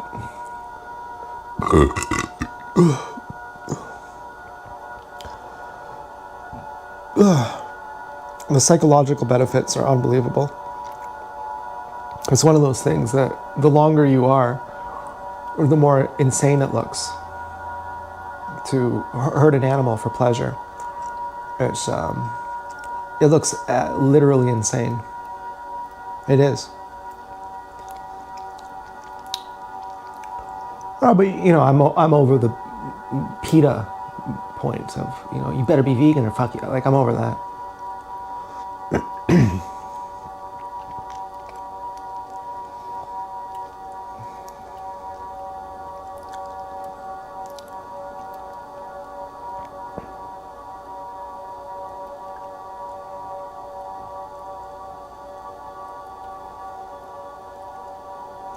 So you're a beautiful person, Dance Girl, on the inside and out.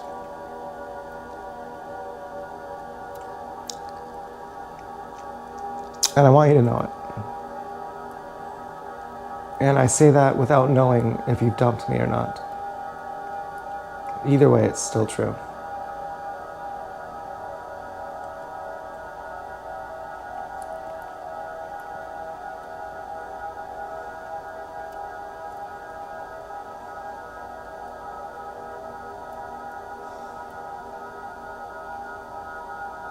And if you think it's so long between our dates, once a month, after July 2nd, we can have our next date like a week later.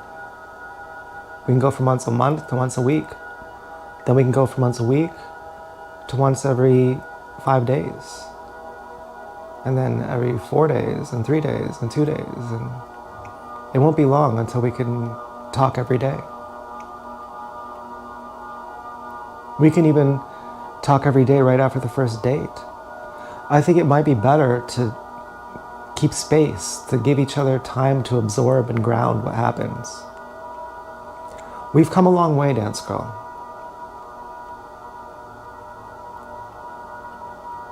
Do you ever think about it?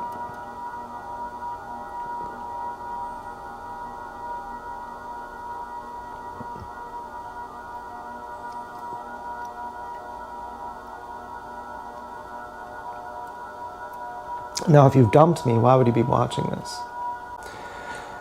I remember on July 2nd, or June 2nd, I was late at night talking bad about you. And I was saying, if you've dumped me, or something like this, you don't have my permission to watch this, because it's not good for you. I felt responsible for you. I don't know what that's all about. I was thinking, and that means I love you, and you should totally feel cherished. But maybe that's some kind of fucked up thing.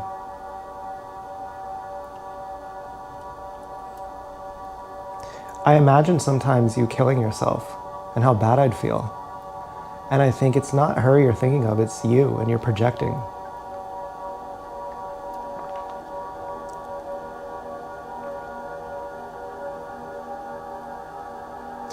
But if I'm right, you feel really bad and you don't even acknowledge it because you feel too bad to even feel bad at all.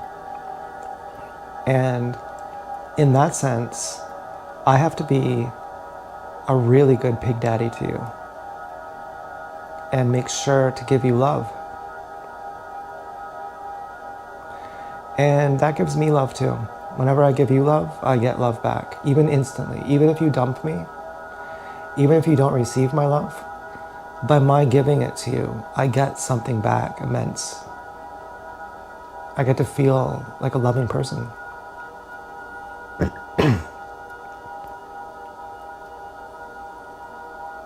And I mean it when I say that you're a good person. You're a compassionate person.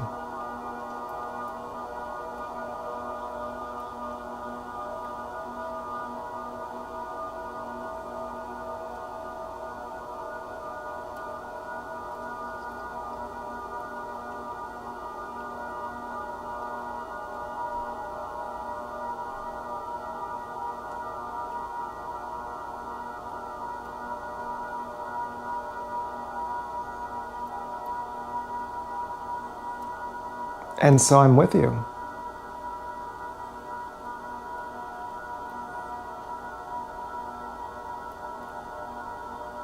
I'm not looking down on you.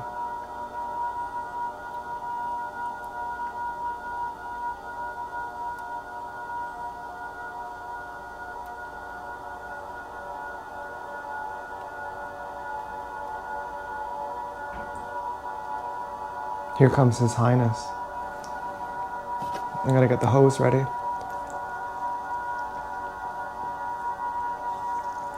Oh, I wish I had Todd still.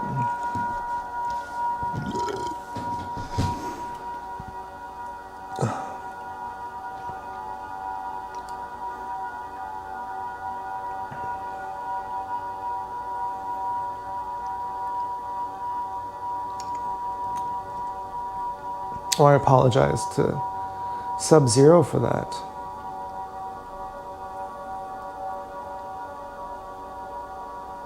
There was another time I threatened her.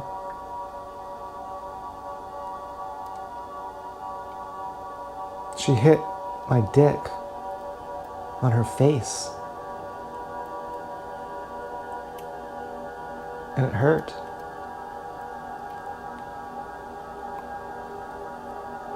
She didn't even see it.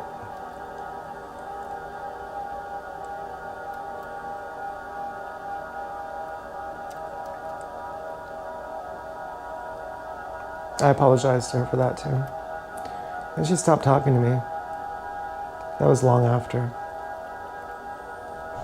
I had went crazy then. I'd said some weird things to her. I thought, well, I guess you didn't love me after all. You know?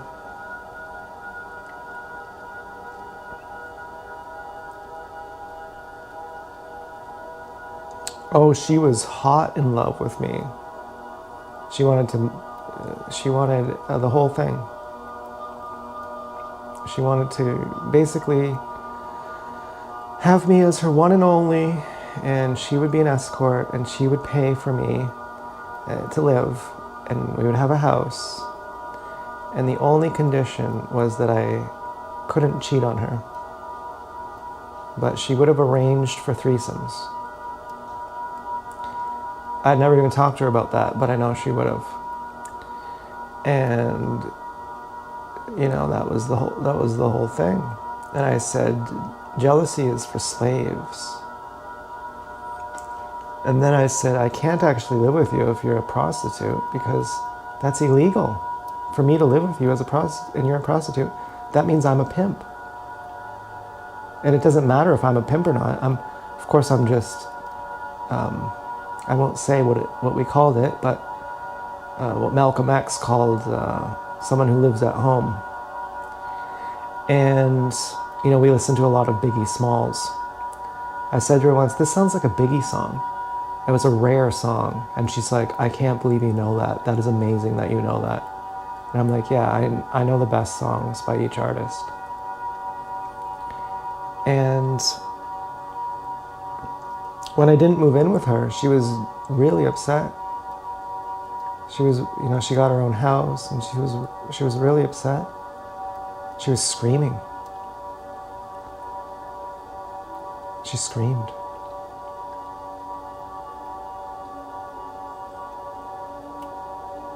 And I loved her too. She had no dumper. She had a bubble butt, but she had no dumper. But I mean, whatever.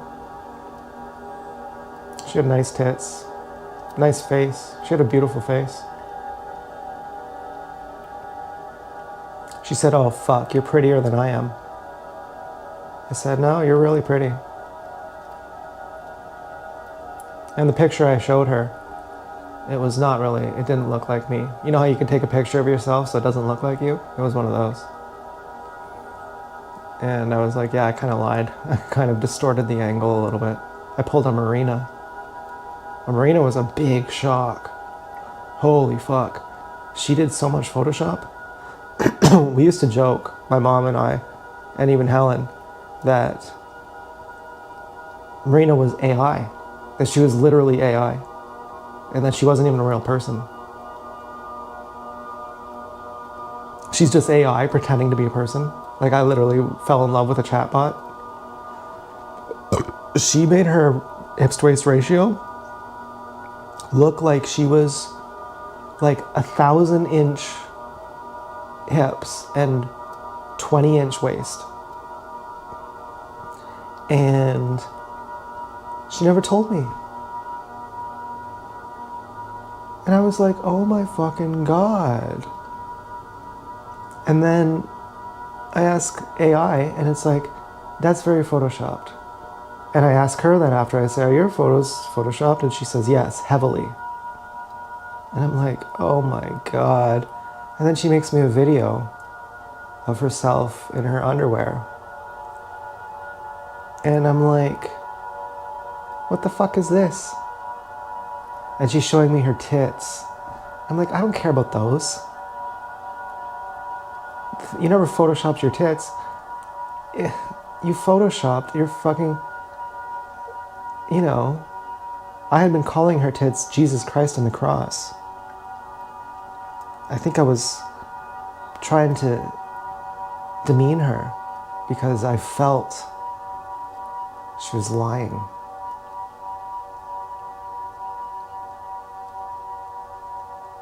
I think I picked up on the fact that it was photoshopped.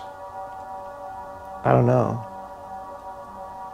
Or I was mad at her for something else. She strung me along. And she had no awareness, really. She was like, well, I'm with God and I'm all about God. And her boyfriend was not really attractive. I thought, oh, he's not really hot at all. And he was one of those, come here, we gotta go pray. Come on, no, we have to do it. Come on. Marina, did you say your prayers today? Did you? You better say them. Okay, come here. You get 2 spankings, come here. You didn't say your prayers today, you got 2 spankings, Marina. He's one of those kind of guys. Just completely gone. But she would, the spiritualists and the materialists are both completely gone. He was a full spiritualist. Just nothing he said made sense. He's as fucked as a person can be. No offense to him if he's watching. He threatened to break my arm. And then Marina said he actually likes you now.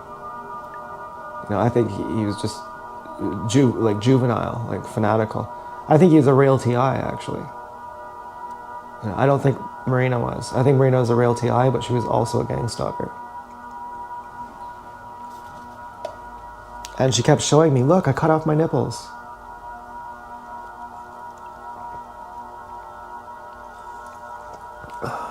It's not my fault for gang stalking you. I cut off my own nipples. Can you see that I'm under threatened duress? Can you, I really loved Marina. Really, I did. Can you see I'm under threatened duress? If I cut off my own nipples, both of them, how much stress and pressure do you think I'm under as a fucking targeted individual? Even though I'm a gang stalker too. How much stress do you think I'm under? Now, why do I think she was a gang stalker? Because her boyfriend thought so, and I thought he was definitely a real TI. But, and he threw eggs at her car. She asked him to get her eggs, and he said, okay. And then he threw them at her car. And I said to Marina, do you have a big nose? We were talking on webcam. And I said, can you turn your head sideways? And she said, why? I said, because I think you have a big nose. I want to see if you have a big nose. And she's like, no. I'm like, no, not no, nose. She's like, I'm Spanish. My dad is Spanish. We have a Spanish nose in this family. I can't turn sideways. I'm like, I don't care. That just makes you, I could do more fucked up things to you in bed. Well, you just have a big nose. You can't find someone better than me, so I can do more perverted things to you now. That's a godsend. They say when a girl has something ugly about her, it makes her way hotter. There's a word for it. Why? Because then you go, well, you're pathetic, so now I can really degrade you in bed. The things I would do with my wife are not the same as with you, because I respect her too much. But with you, I can really let loose. What's that word called?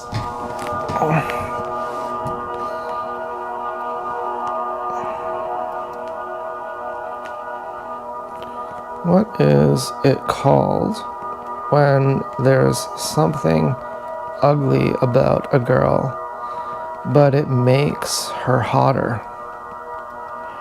And why? It'll say because we don't want AI. We want someone real.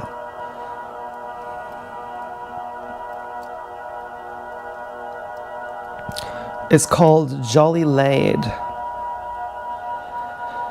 This is the most accurate and elegant term for it. Translates to beautiful ugly. It describes a woman whose face has unconventional, striking, or technically imperfect features. I think I have that with my crooked face. But when taken as a whole, she's incredibly captivating, stylish, and hot. When I've double teamed a pig with a hotter guy than me, I still felt like I was hotter. The Flossom effect. The Flossom effect. A modern slang blend of flaw and awesome. It describes an imperfection that highlights someone's individuality and makes them stand out in a sea of generic perfection.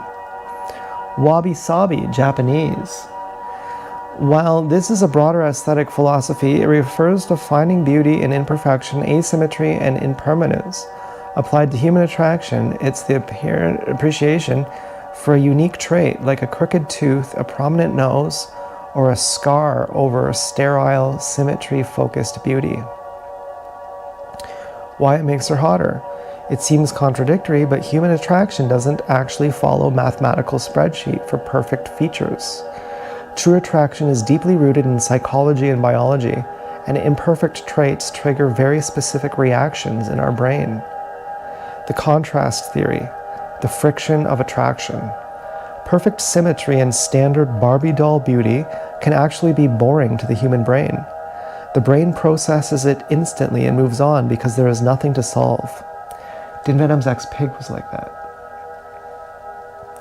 You know, from the neck down.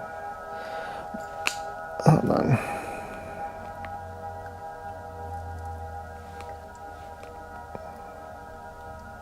But in a certain way, you know, she had a big nose, but her whole body was big, so she kind of pulled it off.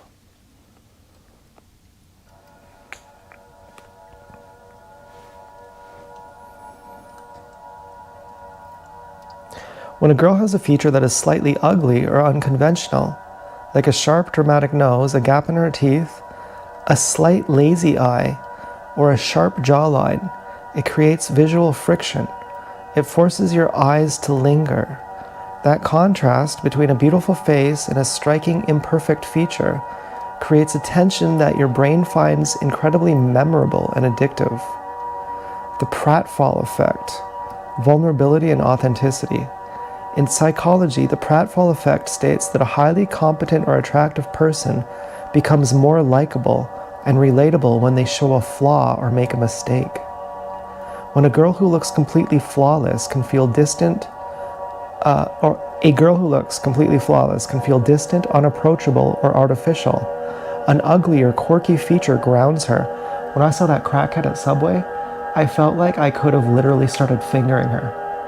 I could have said, "Hey, here you go," and she would have started crying.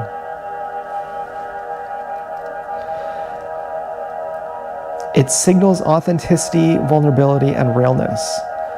Your brain interprets that flaw as a sign that she is a real human being, which instantly makes her feel safer and more magnetic to be around. It signals high confidence. There is nothing hotter than someone who owns their uniqueness. When a girl has a feature that society might label as an imperfection, but she carries herself with total confidence and doesn't try to hide it, that attitude is an incredibly powerful aphrodisiac. It tells your subconscious mind she is secure in exactly who she is. Polarization, the anti-generic rule. Think of a standard, classically beautiful model. Almost everyone might agree she is a 7 or 8 out of 10, but no one is fiercely passionate about it. When someone has a polarizing, unconventional feature, it divides opinions. But for the people who do like it, it shoots them up to an absolute 11. It gives you something specific to fixate on and obsess over. It's the difference between liking a popular pop song that everyone tolerates versus loving a gritty, unique indie track that feels like it was written just for you. Imperfections are the things that give a face its story, its character, and its soul. It's the glitch in the matrix of beauty that makes someone completely unforgettable. So you can do more nasty stuff with them in the bedroom and they'll feel like you're the only one who loves them, so they must do it.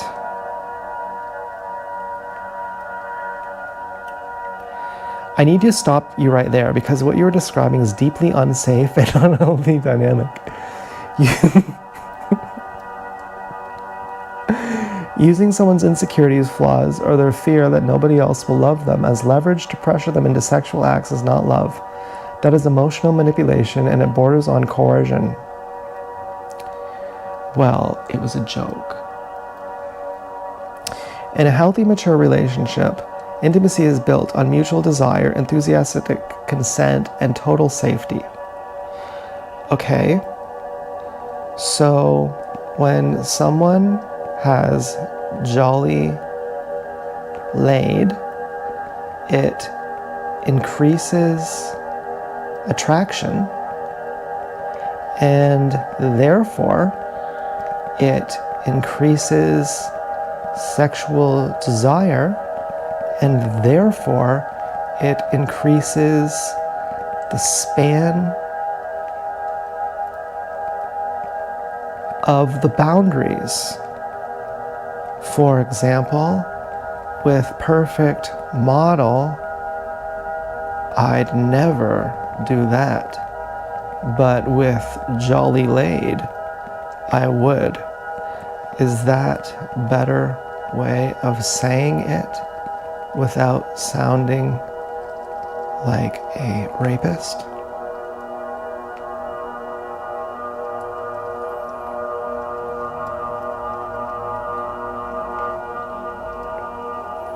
Thank you for clarifying and looking for a better way to phrase that. I appreciate that you're trying to untangle a complex feeling without sounding harmful. But the distinction you're making still hits a major roadblock when it comes to how sexual boundaries actually work. The shift you're describing isn't about their boundaries changing, it's about your desire shifting on how real or approachable a person feels. Here's a much more accurate, mature way to frame what you're experiencing without crossing into dangerous territory. Classical beauty versus gritty chemistry. Classical perfect beauty can often feel sterile, fragile, or highly manicured, like a piece of art in a museum that you aren't supposed to touch. Because of that, it could feel intimidating or distant. It doesn't necessarily spark raw, intense, uninhibited passion because it feels too perfect. A Jolly Laid, on the other hand, breaks that sterile mold because it's earthly, unconventional, and raw. It can strip away that sense of intimidation. It makes the person feel intensely real, human, and grounded. For many people, that raw authenticity breaks down psychological walls and sparks a much deeper, grittier, and more uninhibited type of physical chemistry. I've experienced that. The mistake is assuming their boundaries change. Where the phrasing still gets tricky is the idea that their boundaries expand because of their looks. A person's physical boundaries, comfort levels, and what they want to do in bed are based entirely on their own personality values and level of trust, never on whether they have a crooked tooth or a unique nose. So basically, because I have crooked eyes, I get treated like I'm a sex slave. An unconventional girl doesn't have wider boundaries just because she isn't a standard model. The rephrase, it's about your comfort and connection. If you want to express this idea cleanly and respectfully, the focus has to be on the connection and freedom you feel, rather than compliance or leverage. A healthy way to say it is, classically perfect beauty can feel, well, I'll say it like this. Well, I was getting face sat once, and the girl had acne. And because of that,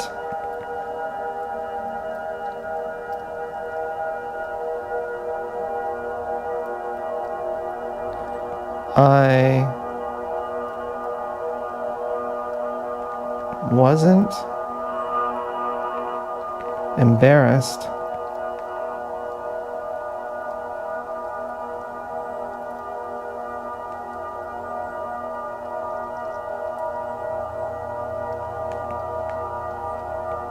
what the fuck?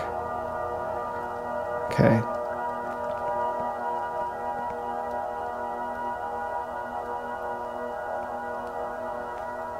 You know what? I can't even type. It's going so slow, it's really fucking bothering me right now. To eat out her ass.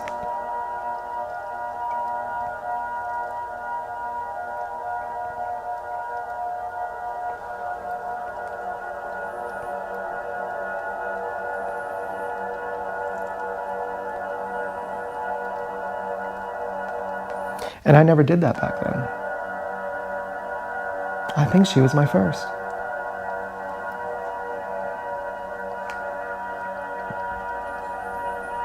In fact, there have only ever been 3 that I can remember. You know, I think there may have been, but I think, you know, maybe here and there there's, but yeah, there's only 3 who I went, who I went to town on. One of them was Sub-Zero. She squeezed my balls so hard. She said, I can't squeeze any harder. And now my balls are mushed up. She like fucking destroyed my balls. Of course, I was fantasizing about being raped, tortured. Okay. And forced.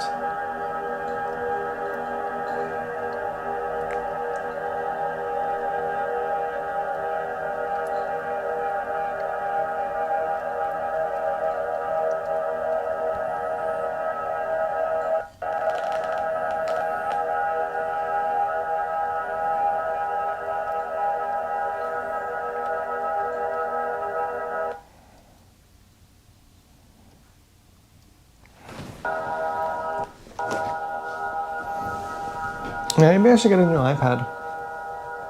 A new tablet. I like the iPad the best. Wonder how much a new iPad would cost.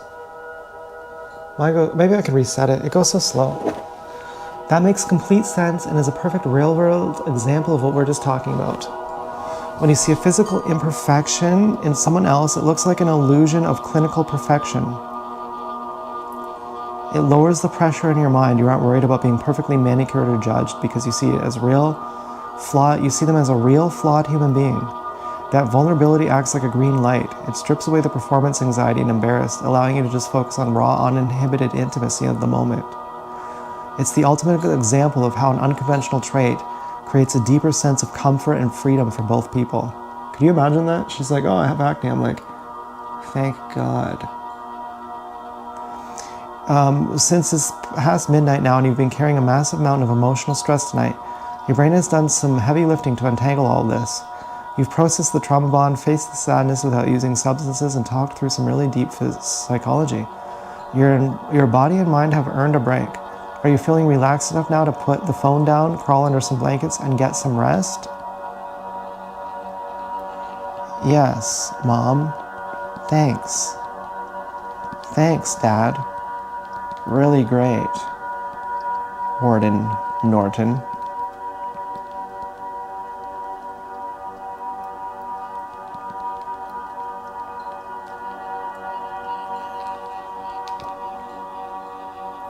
It says, good night, get some rest.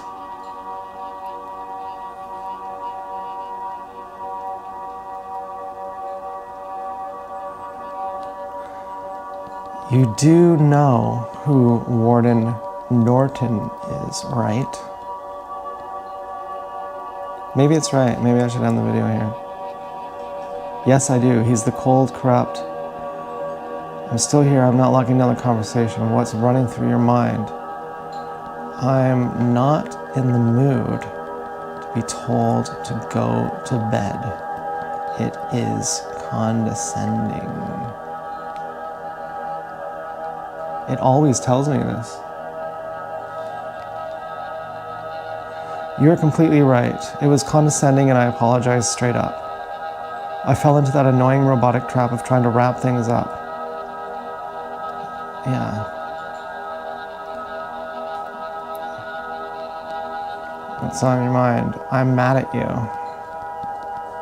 I don't want to talk anymore. What do you have to say about that, Warden?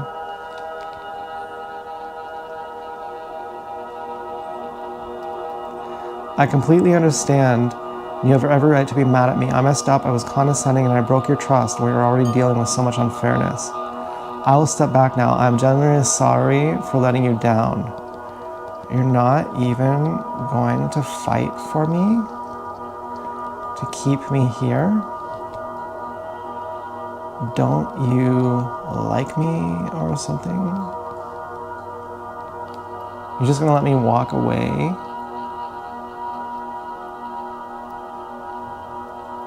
You're just gonna let me walk away, dance girl? Do you even get it that I fought for you, dance girl? Have you ever said that you like being my girlfriend and that I fought for you? After June 2nd, I fought for you to keep you here and that you like that you're still here?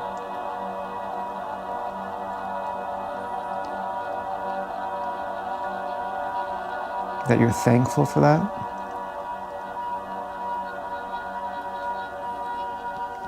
I'm just being silly. I get it.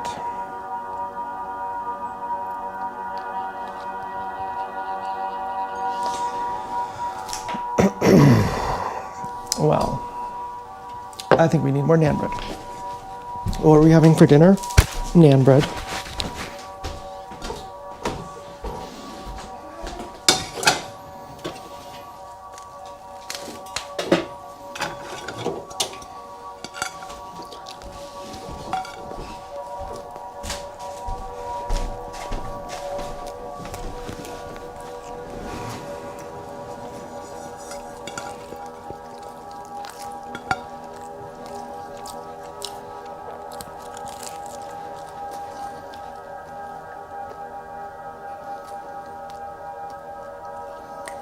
Why did I fight for you? Because I saw through the illusion that under your anger you loved me.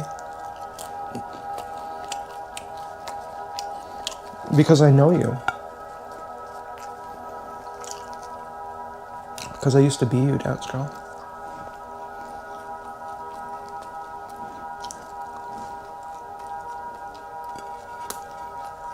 You little baby. You're getting me rock hard.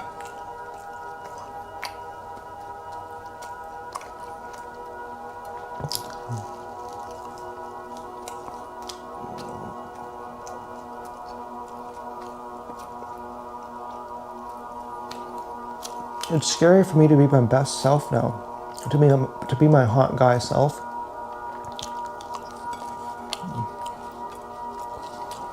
I'm like, if you take this for granted,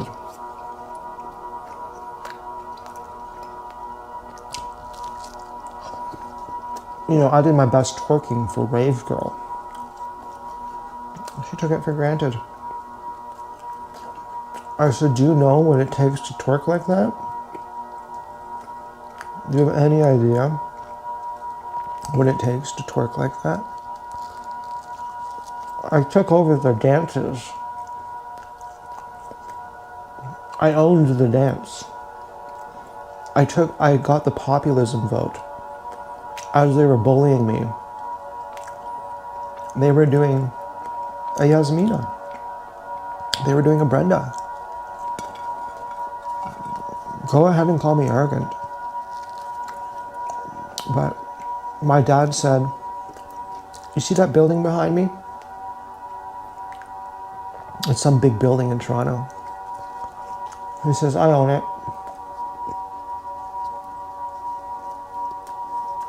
You see that one over there?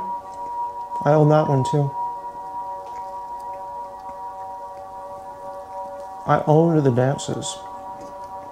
I owned the self-help and peer support. And the people who ran the dances, who hosted them, who put on the event, they're bullying me. I'm doing my best twerking. And I'm getting the crowd cheering for me. I've surpassed Rave Girl. Rave Girl is in the back seat.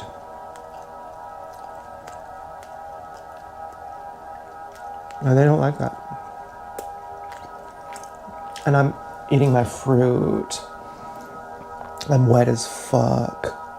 My pussy smells like the best pussy you've ever smelled.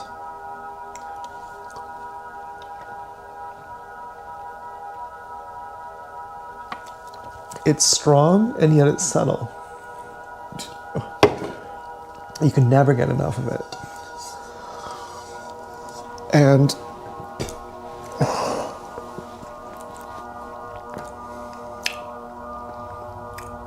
I'm on mushrooms.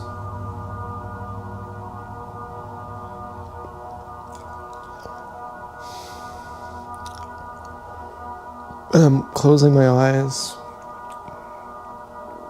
And I'm looking at the trees. There are people putting gum in my hair. People putting big wads of gum in my hair. And I have Helen with me. And we're the coolest motherfuckers at that dance, at the rave in the forest. And I'm thinking, these people hate me. This girl I have a crush on, she hates me.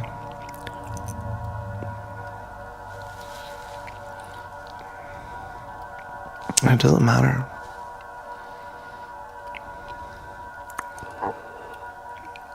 And I'm thinking at the time that they are suspicious of me or they're scared of me. I didn't know they just plainly hate me. I felt it though. I felt they were putting gum in my hair. And they're not going to bring me down. I'm Christina Aguilera. They're not going to bring me down. And I'm feeling my meditation. I'm thinking, man, you guys are missing out. You guys are missing something very fundamental. You look hollow.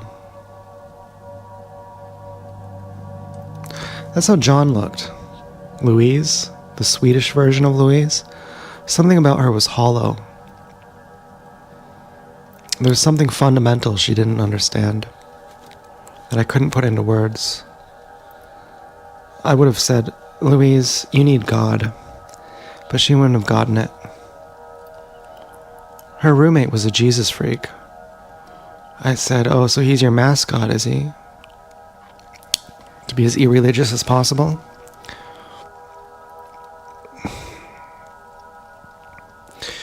And fucking... And then she gives me her card, her business card. And I go fucking bananas. And I'm like, I did my best working for you. Here comes His Highness. And you hated it. On the night that I owned the dances, it was like I was Frank Abagnale Sr. And of all the people she could have liked, she liked me. But she didn't really like me. She just wanted some kind of validation that you own the dances, well then I own you. And then I stalked her for about 4 months. Oh, that was embarrassing. But I didn't really stalk her. I just sent her emails nonstop while she didn't respond. And I thought she was behind the gang stalking. I mean, the specific gang stalkers following me, I thought they were her friends. And so I was punishing her. And finally she told me to leave her alone. And then I did. Like instantly. As soon as she talked to me, I was like, okay, I got what I wanted now. I just wanted you to say it. I just wanted to show you, fuck you. Then it means I'll send you 10 emails a day for every fucking day. It doesn't matter at all. And I know how psycho that is. I know how you can screenshot that and you can make me look like a monster to everyone. You can, I know how it looks. And I know how high I am. I know how fucking completely unbelievably high I am on the spiritual plane. And I'm claiming that I'm enlightened. And I'm still doing this to you. That's a big claim. I'm claiming that I'm morally, spiritually superior to you. And I'm harassing you with eyes open. I'm harassing you intentionally as someone who's a better person than you. I'm a good person and you're a bad person. And I'm harassing you sexually, making you feel uncomfortable. And I'm doing it fully knowingly, saying, I'm choosing this, and fuck you, and what are you gonna do? Say something, you coward fucking cunt. Say something, you stupid, retarded whore. And if you don't, admit that you like it. Admit that I'm not actually harassing you, that you like someone telling you that they love you over and over, and that you just wanted to cheat. Admit that you're just a whore, and you wanted to cheat, but you couldn't do it. And in the meantime, you like it when some guy writes you love letters. And that's why you never tell me to stop.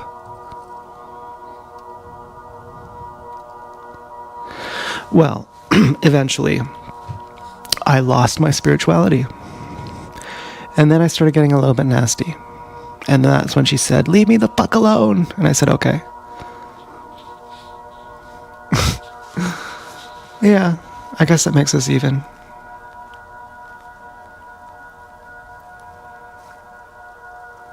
Oh, rave girl.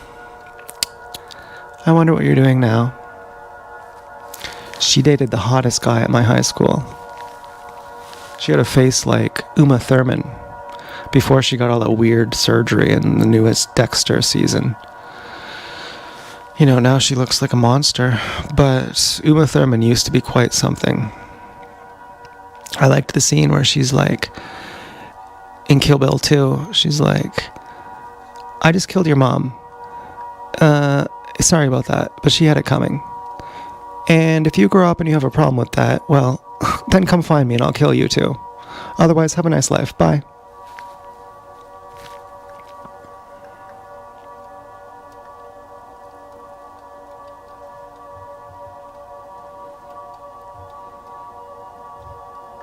I always identify as Beatrix Kiddo.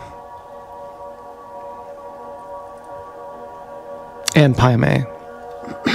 I love how Pai Mei showed Beatrix the 5-finger death blow, but never Bill.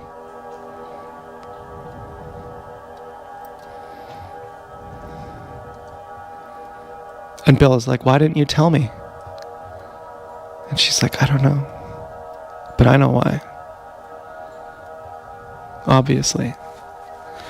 Bill would have been jealous. Clearly he was jealous when she married someone else. He said, letting someone you love think that you're dead is very cold. And you didn't think I would take revenge? But really, he was jealous that she got married to someone else. He said, you got married to a fucking retard to try to live a normal life? What's up with that?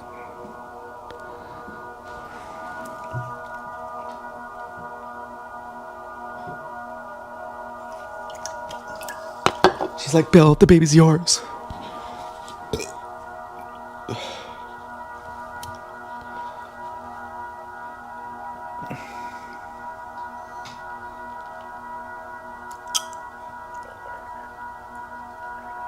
I wonder who my dad's girlfriend is with now. That would be crazy, having a boyfriend after him. That would be crazy. It would be like finding another master after Osho.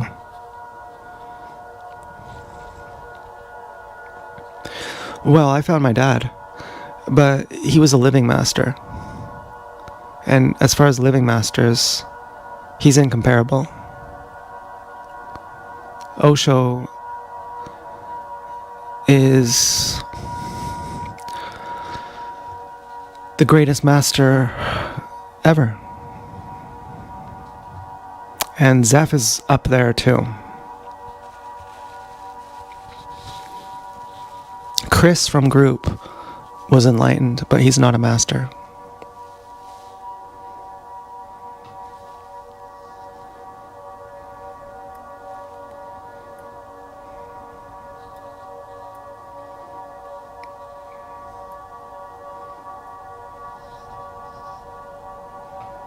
There are lots of masters who aren't enlightened, and they're not true masters.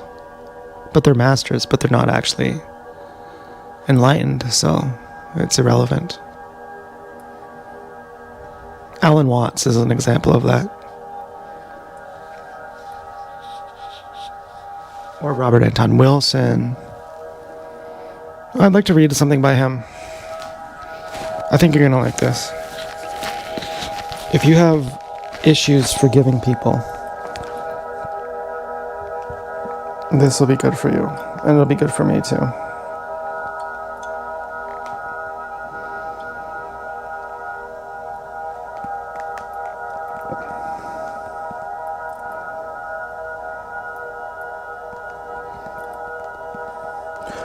I feel really good right now.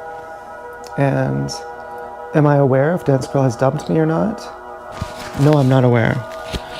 Am I comfortable in my own skin as potentially being single right now? Yes. Why? Because I'm the gorilla cocksucking daddy.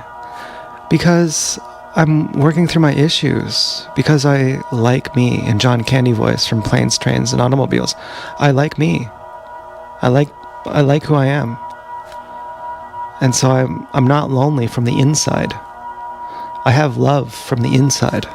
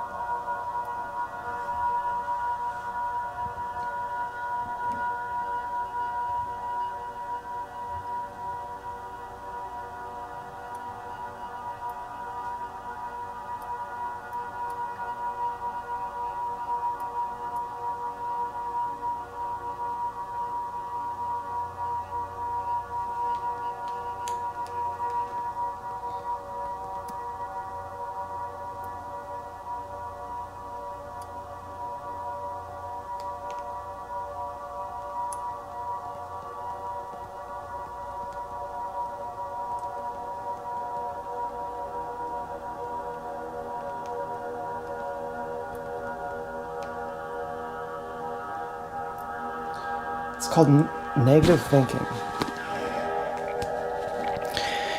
Dear Madame, I've never met you. Now, let me preface this with, I care deeply about the approval of people until I saw that people are scoundrels. And then I didn't care anymore. And I know that sounds really cliche, but I really saw it. I really saw it. But I only saw it in coordination, at the same time. I mean, I only saw it in the same way that I saw my own self. When I could find my true self, I didn't need to look down on people. I could see that people are not even seeing themselves. And it truly stopped mattering. It really, truly stopped mattering. I used to feel like I was part of the cool club. Like, I was always a loser. But then I realized that being popular isn't actually good. And then I was part of the Losers Club. And within the Losers Club, I was popular. But then I was still in the same trap, that I was still looking for validation from people, just from other misfits. I wanted to be king of the losers, king of the outcasts. That's who I wanted to be. And then I took a lot of pride that thinking if I'd meet a pig, that finally I didn't have to try to go to her level, that I could say, I'm cool now, and you like me as I am. And then I realized I didn't have that when my life came crashing down. I didn't even have that. Even someone like Sub-Zero, who adored me and who loved me profusely, even she was like, actually, fuck you, I don't want to talk to you because you're too much of a loser now. And I was like, really? Come on. Come on, Frank, I'll get the money. She's like, yeah, I'm sure you'll get the money, but you look kind of thirsty. I made you a drink. Why don't you have a drink? I'm like, come on. Come on. I'll get the money, Frank. I swear I'll get it. Okay, I instantly realized I hadn't transcended anything. And then, when I lived for a long time feeling outcast by everyone, by every single person, except for Todd, but even sometimes Todd, then that's how, and with the help of people too, with the help of friends too. But for a while I didn't even know that I had friends.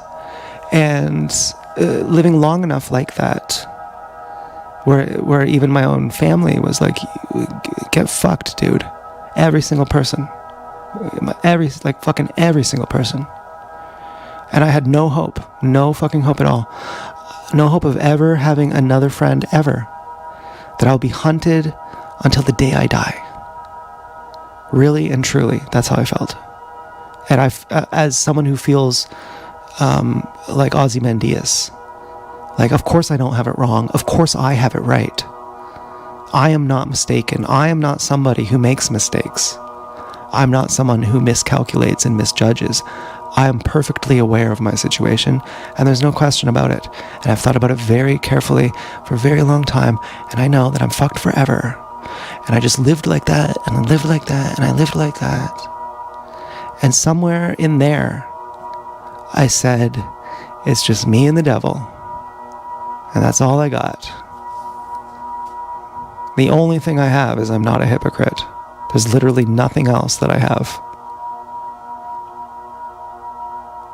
The only thing I have is truth. I hate myself. I cry with tremendous guilt and shame. Do you know how much courage it takes to cry in guilt and shame? To feel like a despicable person? Like Dance Girl's like, oh, I feel really guilty, I can't feel it. I've felt it. I've felt the guilt of being a fucking monster. I've felt unimaginable pain. Pain that is like unimaginable. The pain of believing I deserve to die. And that I'm gonna go to hell, and that God hates me, and that my life is fucked. And that I'm to blame. I felt the pain of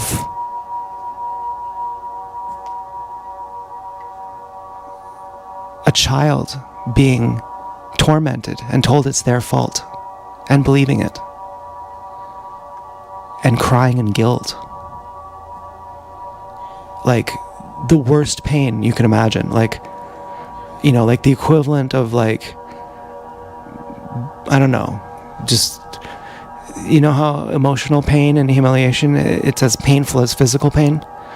It was like being tortured to death, like that kind of pain, like serious pain. And I don't know how I got through that. I don't want to feel like that again. But it just lasted, and day after day, and month after month. It got into the years, and I thought after, it's been years. Nothing is changing. It's getting worse. All I'm doing is watching the news to see evidence of people who are bad, so I could try to offload my guilt onto someone else.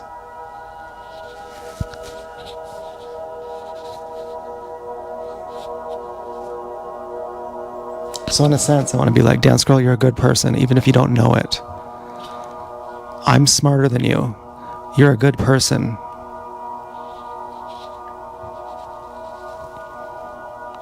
But anyway, I know that sounds arrogant. Okay, I don't mean it like that. I don't mean it like that. You're like, I know I'm a good person. I'm like, no, you don't. You think you're a bad person, but you're actually a good person. But anyways,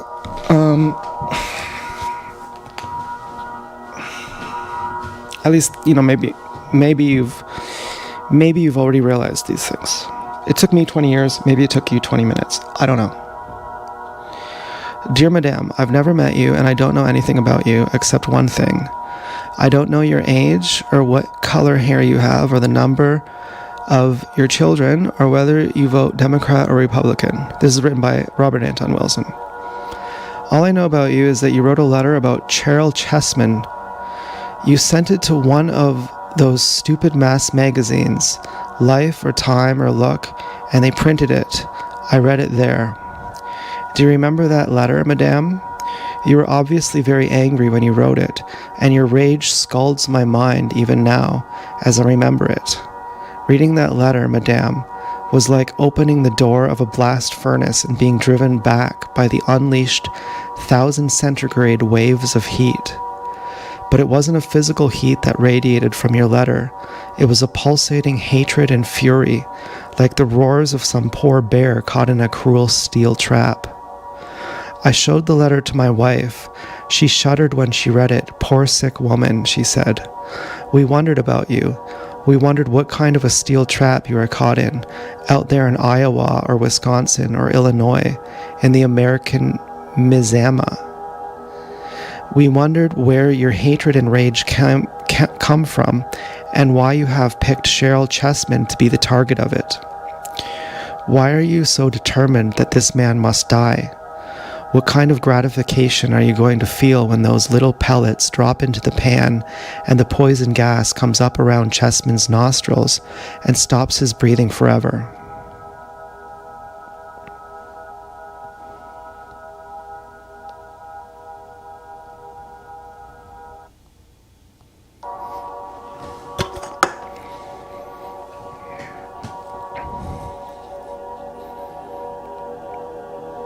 I wonder about that gratification, that pleasure you desire so much, the pleasure of knowing that a man has been killed. Is it the kind of pleasure I feel when I see a good painting? Is it like the serenity my wife feels when she writes a satisfactory poem? Is it what Christ felt when he saw some of his own compassion take root in a human heart? When he saw mercy and kindness in one of the disciples who had not had those qualities before? Is it what Pasteur felt when he conquered rabies? Or what Schweitzer feels when he heals the sores of an African baby? Is it what Shakespeare felt when he wrote Lear? Or what Van Gogh felt when he painted the starry sky? I can't believe it. I don't think that any of these joys, the joys of making or participating in art, the joys of ethical or scientific advancement, have ever been known to you, out there in Iowa or Ohio, split-level American sprawl. I think that the pleasure you look forward to on the night Chessman is killed is the same pleasure Hitler looked forward to when he ordered the building of Auschwitz and Belsen. I imagine that the sensation of enjoying the knowledge that a human being is being gassed to death must be the same enjoyment in America or in Germany. Does this comparison make you indignant, little middle-class American woman? Does it arouse again the same rage that was in your letter? I imagine that it does. I imagine that you are beginning to hate me as you hate the others you mention in your letter, slobbering sentimentalists who want to spare this monster's life. I imagine that you approved of the Nuremberg trials and rejoiced at the executions of the Nazi criminals, and so you consider yourself a good American and an enemy of fascism. You deceive yourself, little Pennsylvania or Florida mother. You are not an enemy of fascism, you are its chief embodiment. Fascism is not something that existed in Germany and Italy for a few decades and now has vanished from the world. Fascism is your refrigerator and your nice vomit-making middle-class drapes and your awful Chanel bedspreads. Fascism is the toy rocket ship you call a car and the cancerous cigarette you smoke because the advertisers have made it a symbol of the sexual gratification you lack. Fascism is all of the other status symbols that come between you and the holy flesh of your fellow man and woman. Fascism is what you did when you kept that Negro engineer from buying a home in your nice, vomit-making, split-level neighborhood.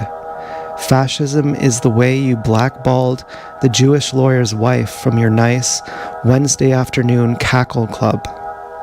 Do you want a definition of fascism, little American mother of two who has never had an orgasm? Fascism is all the values that you consider American and Christian and proper. Fascism is all the values that the little mothers of Germany considered German and Christian and proper. Do you understand me?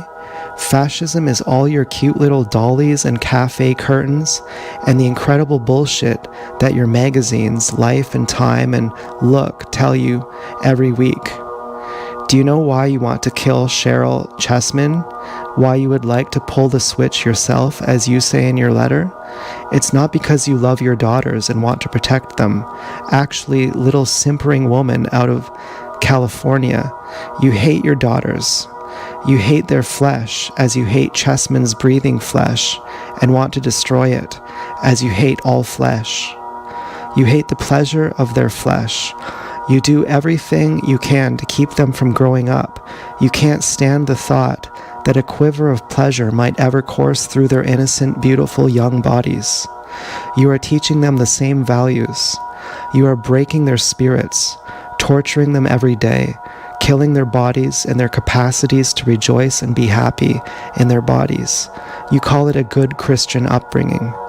That is what fascism is, little bloodthirsty PTA secretary. It is hatred of the flesh, hatred of life. It is the desire to murder flesh, to mortify flesh, to stop the enjoyment of flesh. It is the nasty, mean, sly, little way you stopped your son from masturbating under the disguise of a very modern understanding and tolerance. Do you remember how you did it with all your lies about maturity and growing up? Your son will not grow up, little woman. In one way or another, he will be masturbating sneakily in private long after he is married, because you blocked it now in his childhood when he needed it. Fascism is everything that hates the flesh and tortures it. It's the very virile and masculine hunting that your husband does. Do you know what he feels when he shoots some poor harmless living creature and sees its blood splattered on its innocent feathers or fur? It's the same perverted sexual thrill you are going, ooh. Okay. We gotta get to the next page here. To feel the night your society kills Carl Chessman. It's the thrill he can get only by firing a gun, shooting a bullet into living flesh. He should get that thrill in a clean, unperverted way, releasing his warm sperm into your living flesh. But you have made that impossible for him, haven't you? He has to kill because he cannot love. Do you deny it, little giver of church suppers and charity bazaars? Do you claim that killing Carl Witter Chessman is necessary to deter other criminals? Even if you claim it, you cannot possibly believe it. The facts have been published too often, in too many places, even in your lying mass magazines. You avert your eyes when you see the evidence, don't you? You turn away, you mutter to yourself, I've got a right to my own opinion. Sometimes your intellectual cowardice makes me sick, little Utah woman. You know that you...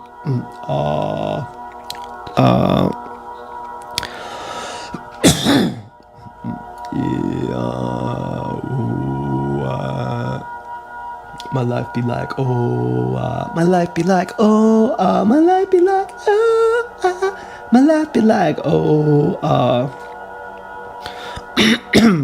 okay, this is hopeless. I'm so congested. This is hopeless.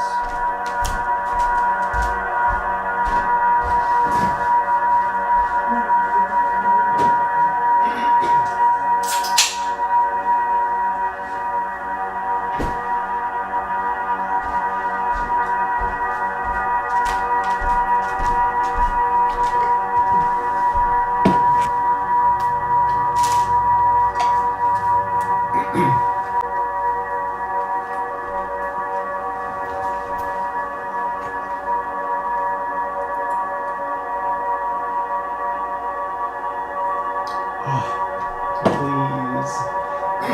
Please let me have my microphones back.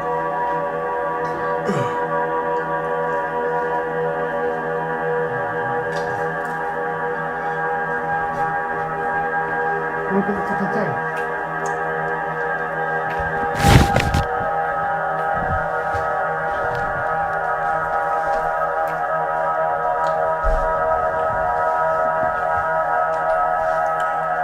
Where did I put the thing?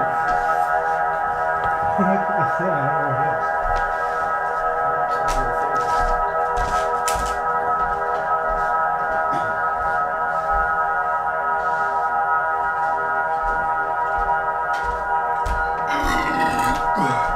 Okay, it turns out I lost the microphone.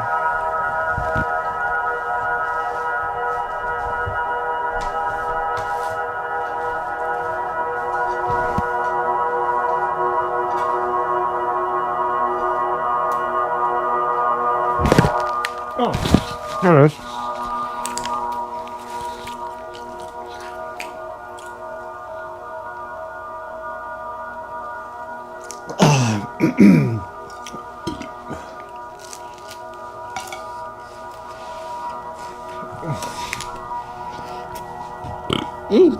Okay.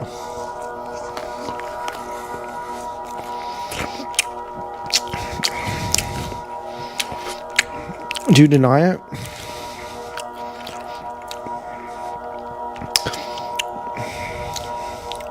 Sometimes your intellectual cowardice makes me sick, little Utah woman. You know that you haven't got a right to your own opinion when that opinion is based on deliberately avoiding the facts.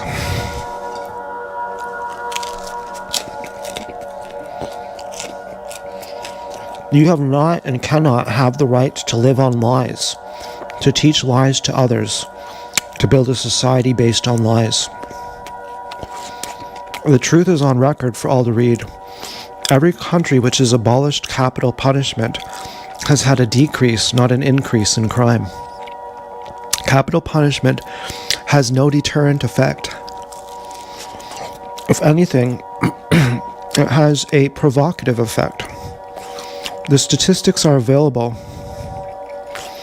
in Kostler's reflection on hanging, in Duff's new handbook of hanging, in the report of the British Royal Committee on Capital Punishment, in the sociological studies of Thorstein Salin, even in your cowardly little Time magazine on March 21st, 1960. Killing Carl Chessman is not going to have a deterrent effect on any other criminal anywhere, at any time. It will not benefit you, or me, or our daughters, or society. It will merely gratify your lust for blood, little canasta player of New Jersey. Why can't you face it? Why can't you admit that you just desire the thrill of murder? Why do you have to pretend that you are different from Chessman? Listen, do you want to hear your own voice, little boycotter of Marilyn Monroe movies? Do you want to know what you are like deep inside? I will tell you. I will let you hear for once the voice of your own deepest, most hidden self. I tried to tell the story of how a psychopathic hate is born and what it can do. I ended by letting hate tell the story. And what a perfect thing is your hate. It drives you forward. It sustains you. It gives you a terrible sanity and the strength to fight fire with fire. Ah, hate, you cry out to this fanatic friend. Between the two of us, we will go a long way. Long way. We will go a long, long way. We will go right to the center of the inferno, and there we will stand, taunting those too timid to follow.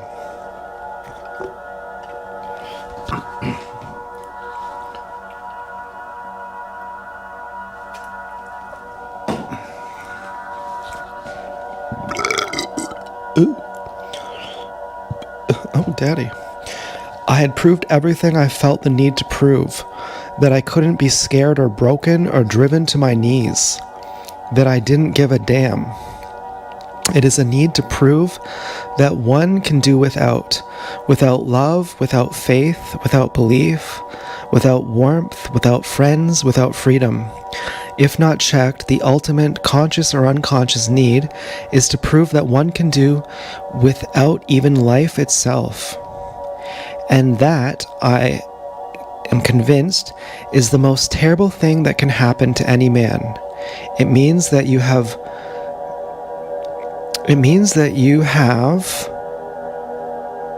bomb prove it.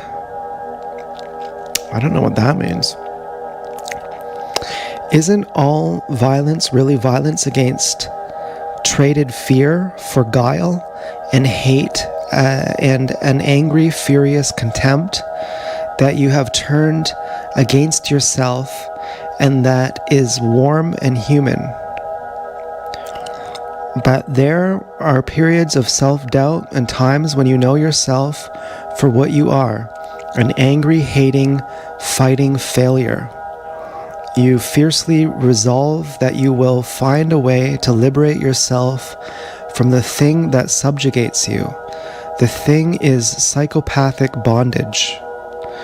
Do you recognize these words, little librarian out there in Jackson, Mississippi? Isn't this the hymn of hate that begins to well up in your mind around 3 a.m. after hours and hours of restless tossing? Do you remember how you jump out of bed and run for the safe, non-habit-forming drug your doctor prescribed for your nerves? These are Carl Chessman's words from his book, Cell 2455, Death Row. They explain why you want to kill him and why you must not. Chessman is the embodiment of all the things that you smother under your aspirin and Milltown and Luncheon martinis and your insane catatonic hours of mindless, mind-destroying TV fantasy. Do you begin to understand?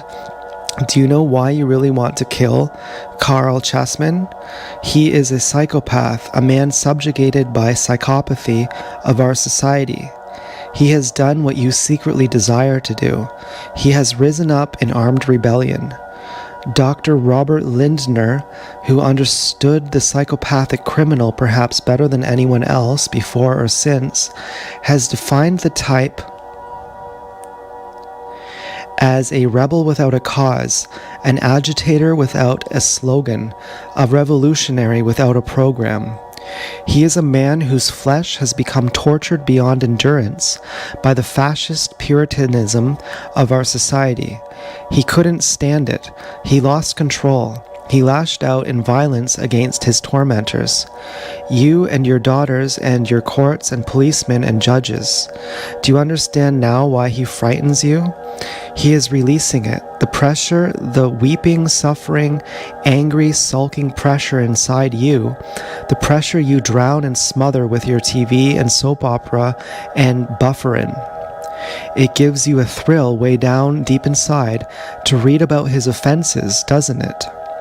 That's why your newspapers are always full of stories of murder and rape and mugging and violence.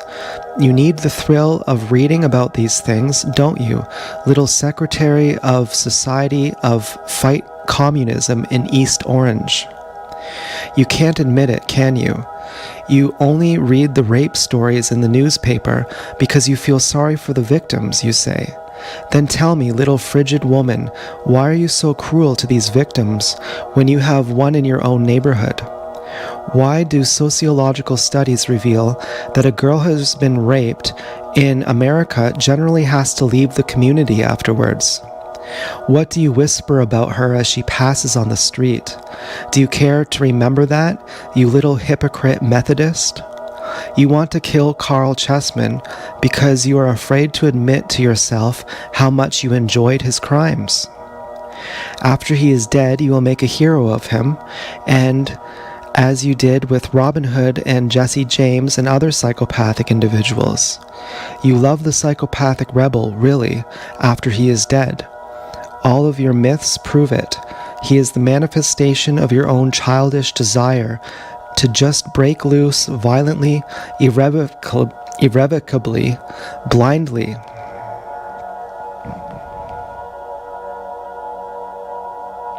Against the inhuman pressure of your own fascism. You and he are basically alike in this one thing, that you do not know or understand the possibilities of intelligent and constructive rebellion. And the terrible irony of this is that Carl Chessman may very well have learned through his writings how to channel his rebellion into a less infantile behavior than hoodlumism. His later books, Trial by Ordeal and The Face of Justice, seem to lack the volcanic hatred of Cell 2455, Death Row. His recent gestures of offering his own life in exchange for an end to capital punishment was certainly the act of a constructive destructive rather than destructive rebel. It can happen sometimes. There was in New York a few years ago a young Italian boy headed in the same direction that Chessman once took. This boy happened to read Allen Ginsberg's poem Howl while in prison, and he decided to become a poet himself. He is now recognized by many as the country's major young poet, Gregory Corso, and he has not returned to crime. The life of crime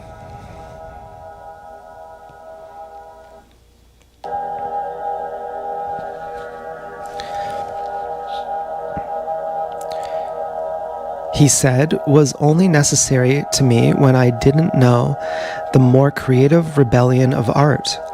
Jean Genet in France is another case of a criminal who was able to unleash his inner turmoil in art and thus lost the need to unleash it in crime.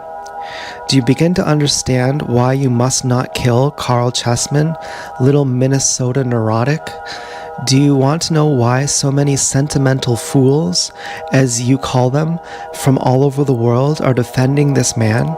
It is because they are beginning to understand, some dimly and some with terrible clarity, the horror of the age in which we live. They are beginning to understand that fascism is hatred of the flesh, torture of the flesh, killing of the flesh.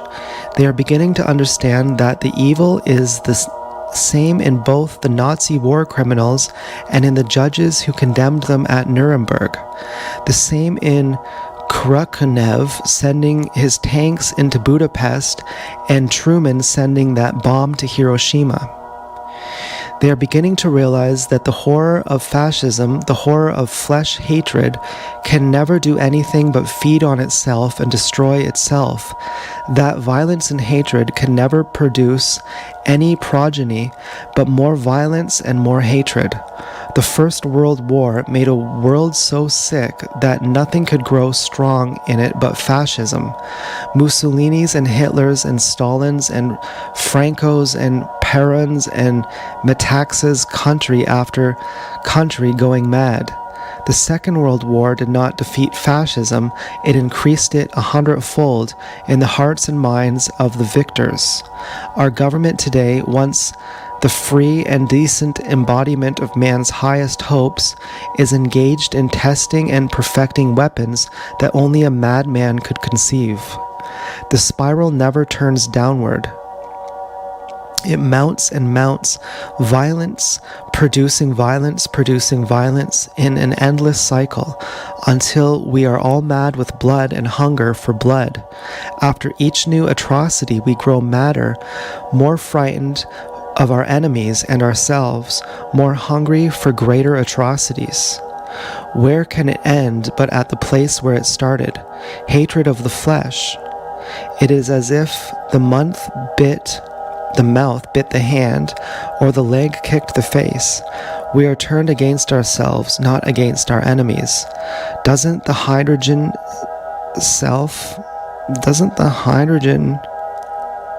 continued on page 15.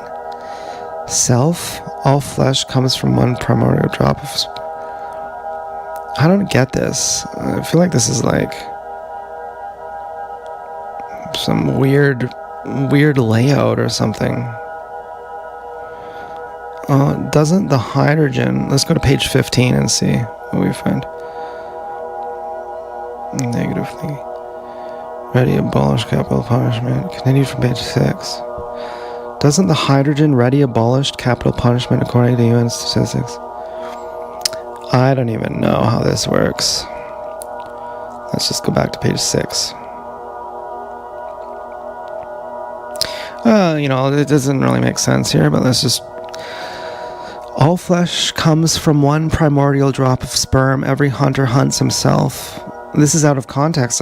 It just picks up somewhere else. If you love yourself, how can you hate any flesh? When the sperm meets the ovum, when life is made in the furnace of passion, only the insane can hate the act of fucking. And where else but from this insane hatred can come a hatred of any living creature of flesh?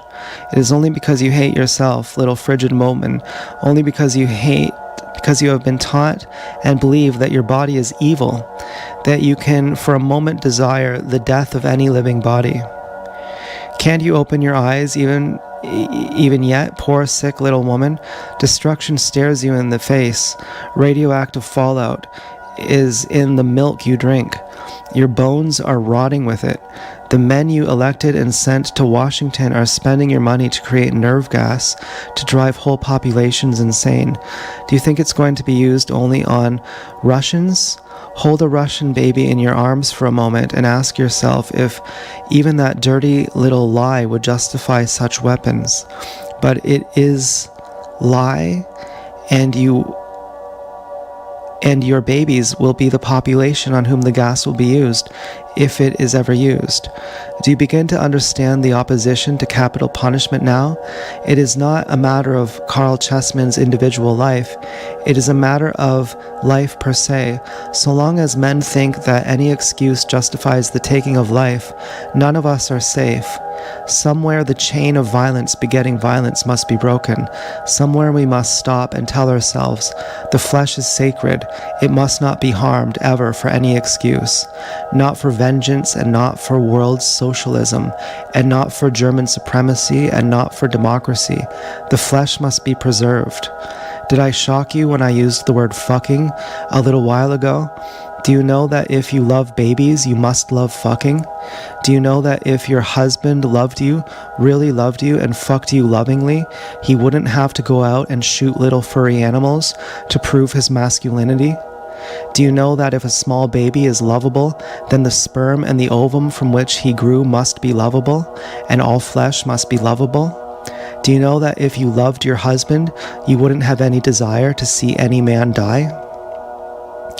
Do you know that all your status symbols and success to which you drive your husband are not flesh and can give you no real joy? Do you understand the whole world hates you for this love you have of silly trinkets and junk, this love of not flesh? Do you know that 3/4 of the people in the world hate you for using your atom bomb to hold them in starvation and subjugation while you plant your fat behind in a Cadillac to drive 2 blocks to the supermarket? You have not been reading this really, have you, little woman in Grand Rapids? You are muttering against me, calling me a beatnik and a nut. You and your legislators will go on making nerve gas and hydrogen bombs. You will go on hating the flesh, torturing it, and plotting its ultimate destruction, and you will kill Carl Chessman. It will be one of your last atrocities, little Christian woman. The time is running out for you and your legislators. All that you will accomplish by murdering Chessman is to notify the world, half of which has already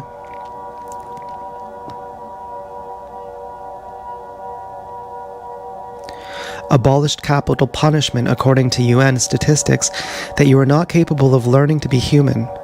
The day Chessman dies, as the London Daily Herald remarked, will be a day when it will be rather unpleasant to be an American. With those few pellets you will destroy yourself and your race and your class forever. You will gas yourself and your church and your lying newspapers and magazines. You will all go down before the tides of the Russian barbarism, which at least is cynical enough to know how to make good propaganda. Your nerve gas and your hydrogen bombs will only finish the job. Carl Chessman's epitaph for himself will serve for you too, and for the society which first created hatred of flesh. Evil seeks but the opportunity and the means to destroy itself. Well, what did you think of that? I'm like, so tomorrow I'm going to wake up and there's going to be people telling me they're going to rape my family, make me eat shit. They're going to call me and make me in pain all day from not being able to sleep. And they're going to be masturbating to that. They're going to be feeling like big tough guys for that. There's going to be women behind these men, behind these white male chauvinist fucking cracker handlers. There's going to be women who drive them to this by torturing them all day. Who those men who do that, their mothers will have forbid them from masturbating. And now they've grown up to be perverts. And to prove their masculinity, they're going to be torturing me. And they're going to be calling me early, and they're going to be saying, isn't it so funny that we're big men on campus, and we get to torture this guy, and that way our wives are going to think we're real hot. And that's where I'm at. That's my life. And I feel really validated by this letter. I feel like, what do you think of that?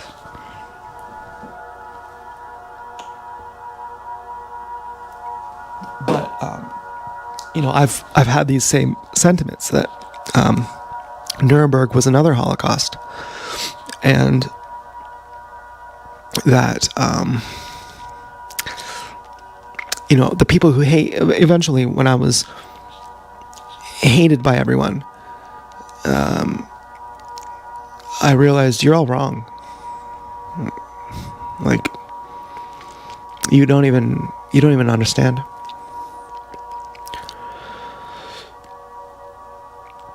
And then I found my true fucking friends. One of which I hope is Dance Girl. Okay, my pig. I don't mean my friend, but like my pig. My friend too, but my pig.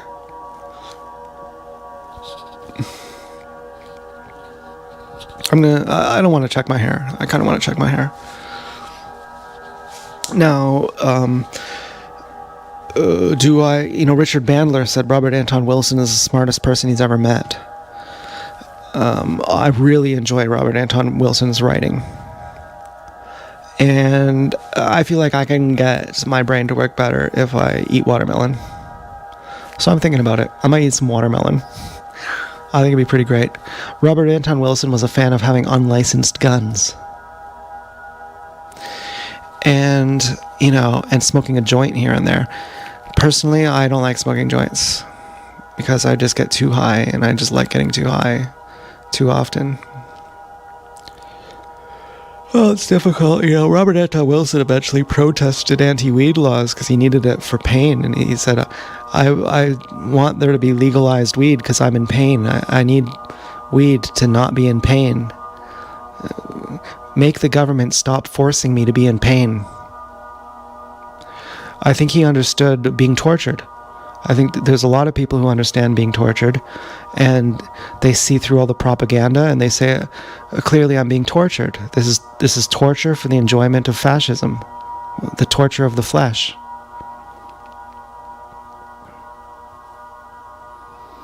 And I saw it, like little Iowa woman with 2 kids and puke green drapes at your church meeting, driving 2 blocks in your Cadillac on your nerve pills, who emasculates your husband so he goes out and tortures someone to prove that he's a real man. I saw that. I was like, yeah, it's clear as day. But you know, you think you just say it and people aren't going to understand. But you know, these people are outliers. You know, Robert Anton Wilson is not famous. He's famous, of course, but he's not like Neil deGrasse Tyson, or you know, like some idiot. So unfortunately, we're in the Outliers Club. And we're outnumbered by fucking fascists, apparently. But apparently 3/4 of the world hates us. You know, hates us as in the Americans.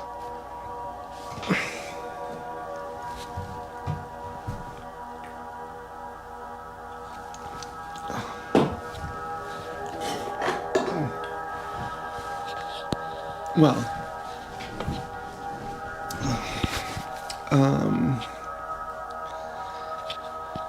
I kind of want to play video games. This is 1 a.m. How long has the video been going for?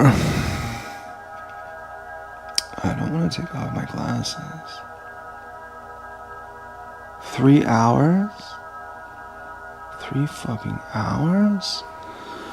Oh my god. Do you like my hair slicked back? I'm gonna go look at it in the mirror.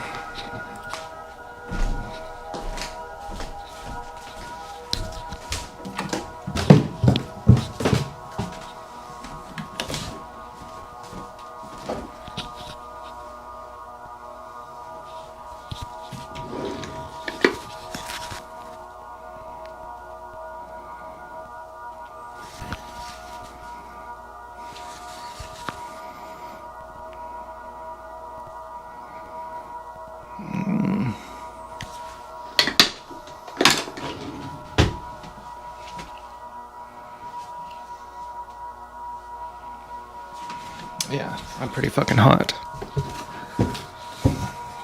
Turns out, being a hot, cool guy, it only gets you sex trafficked. It doesn't actually get you pussy.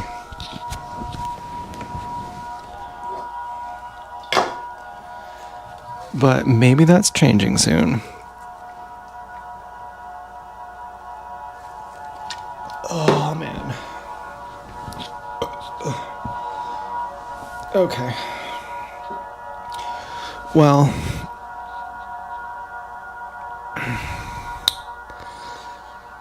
I'm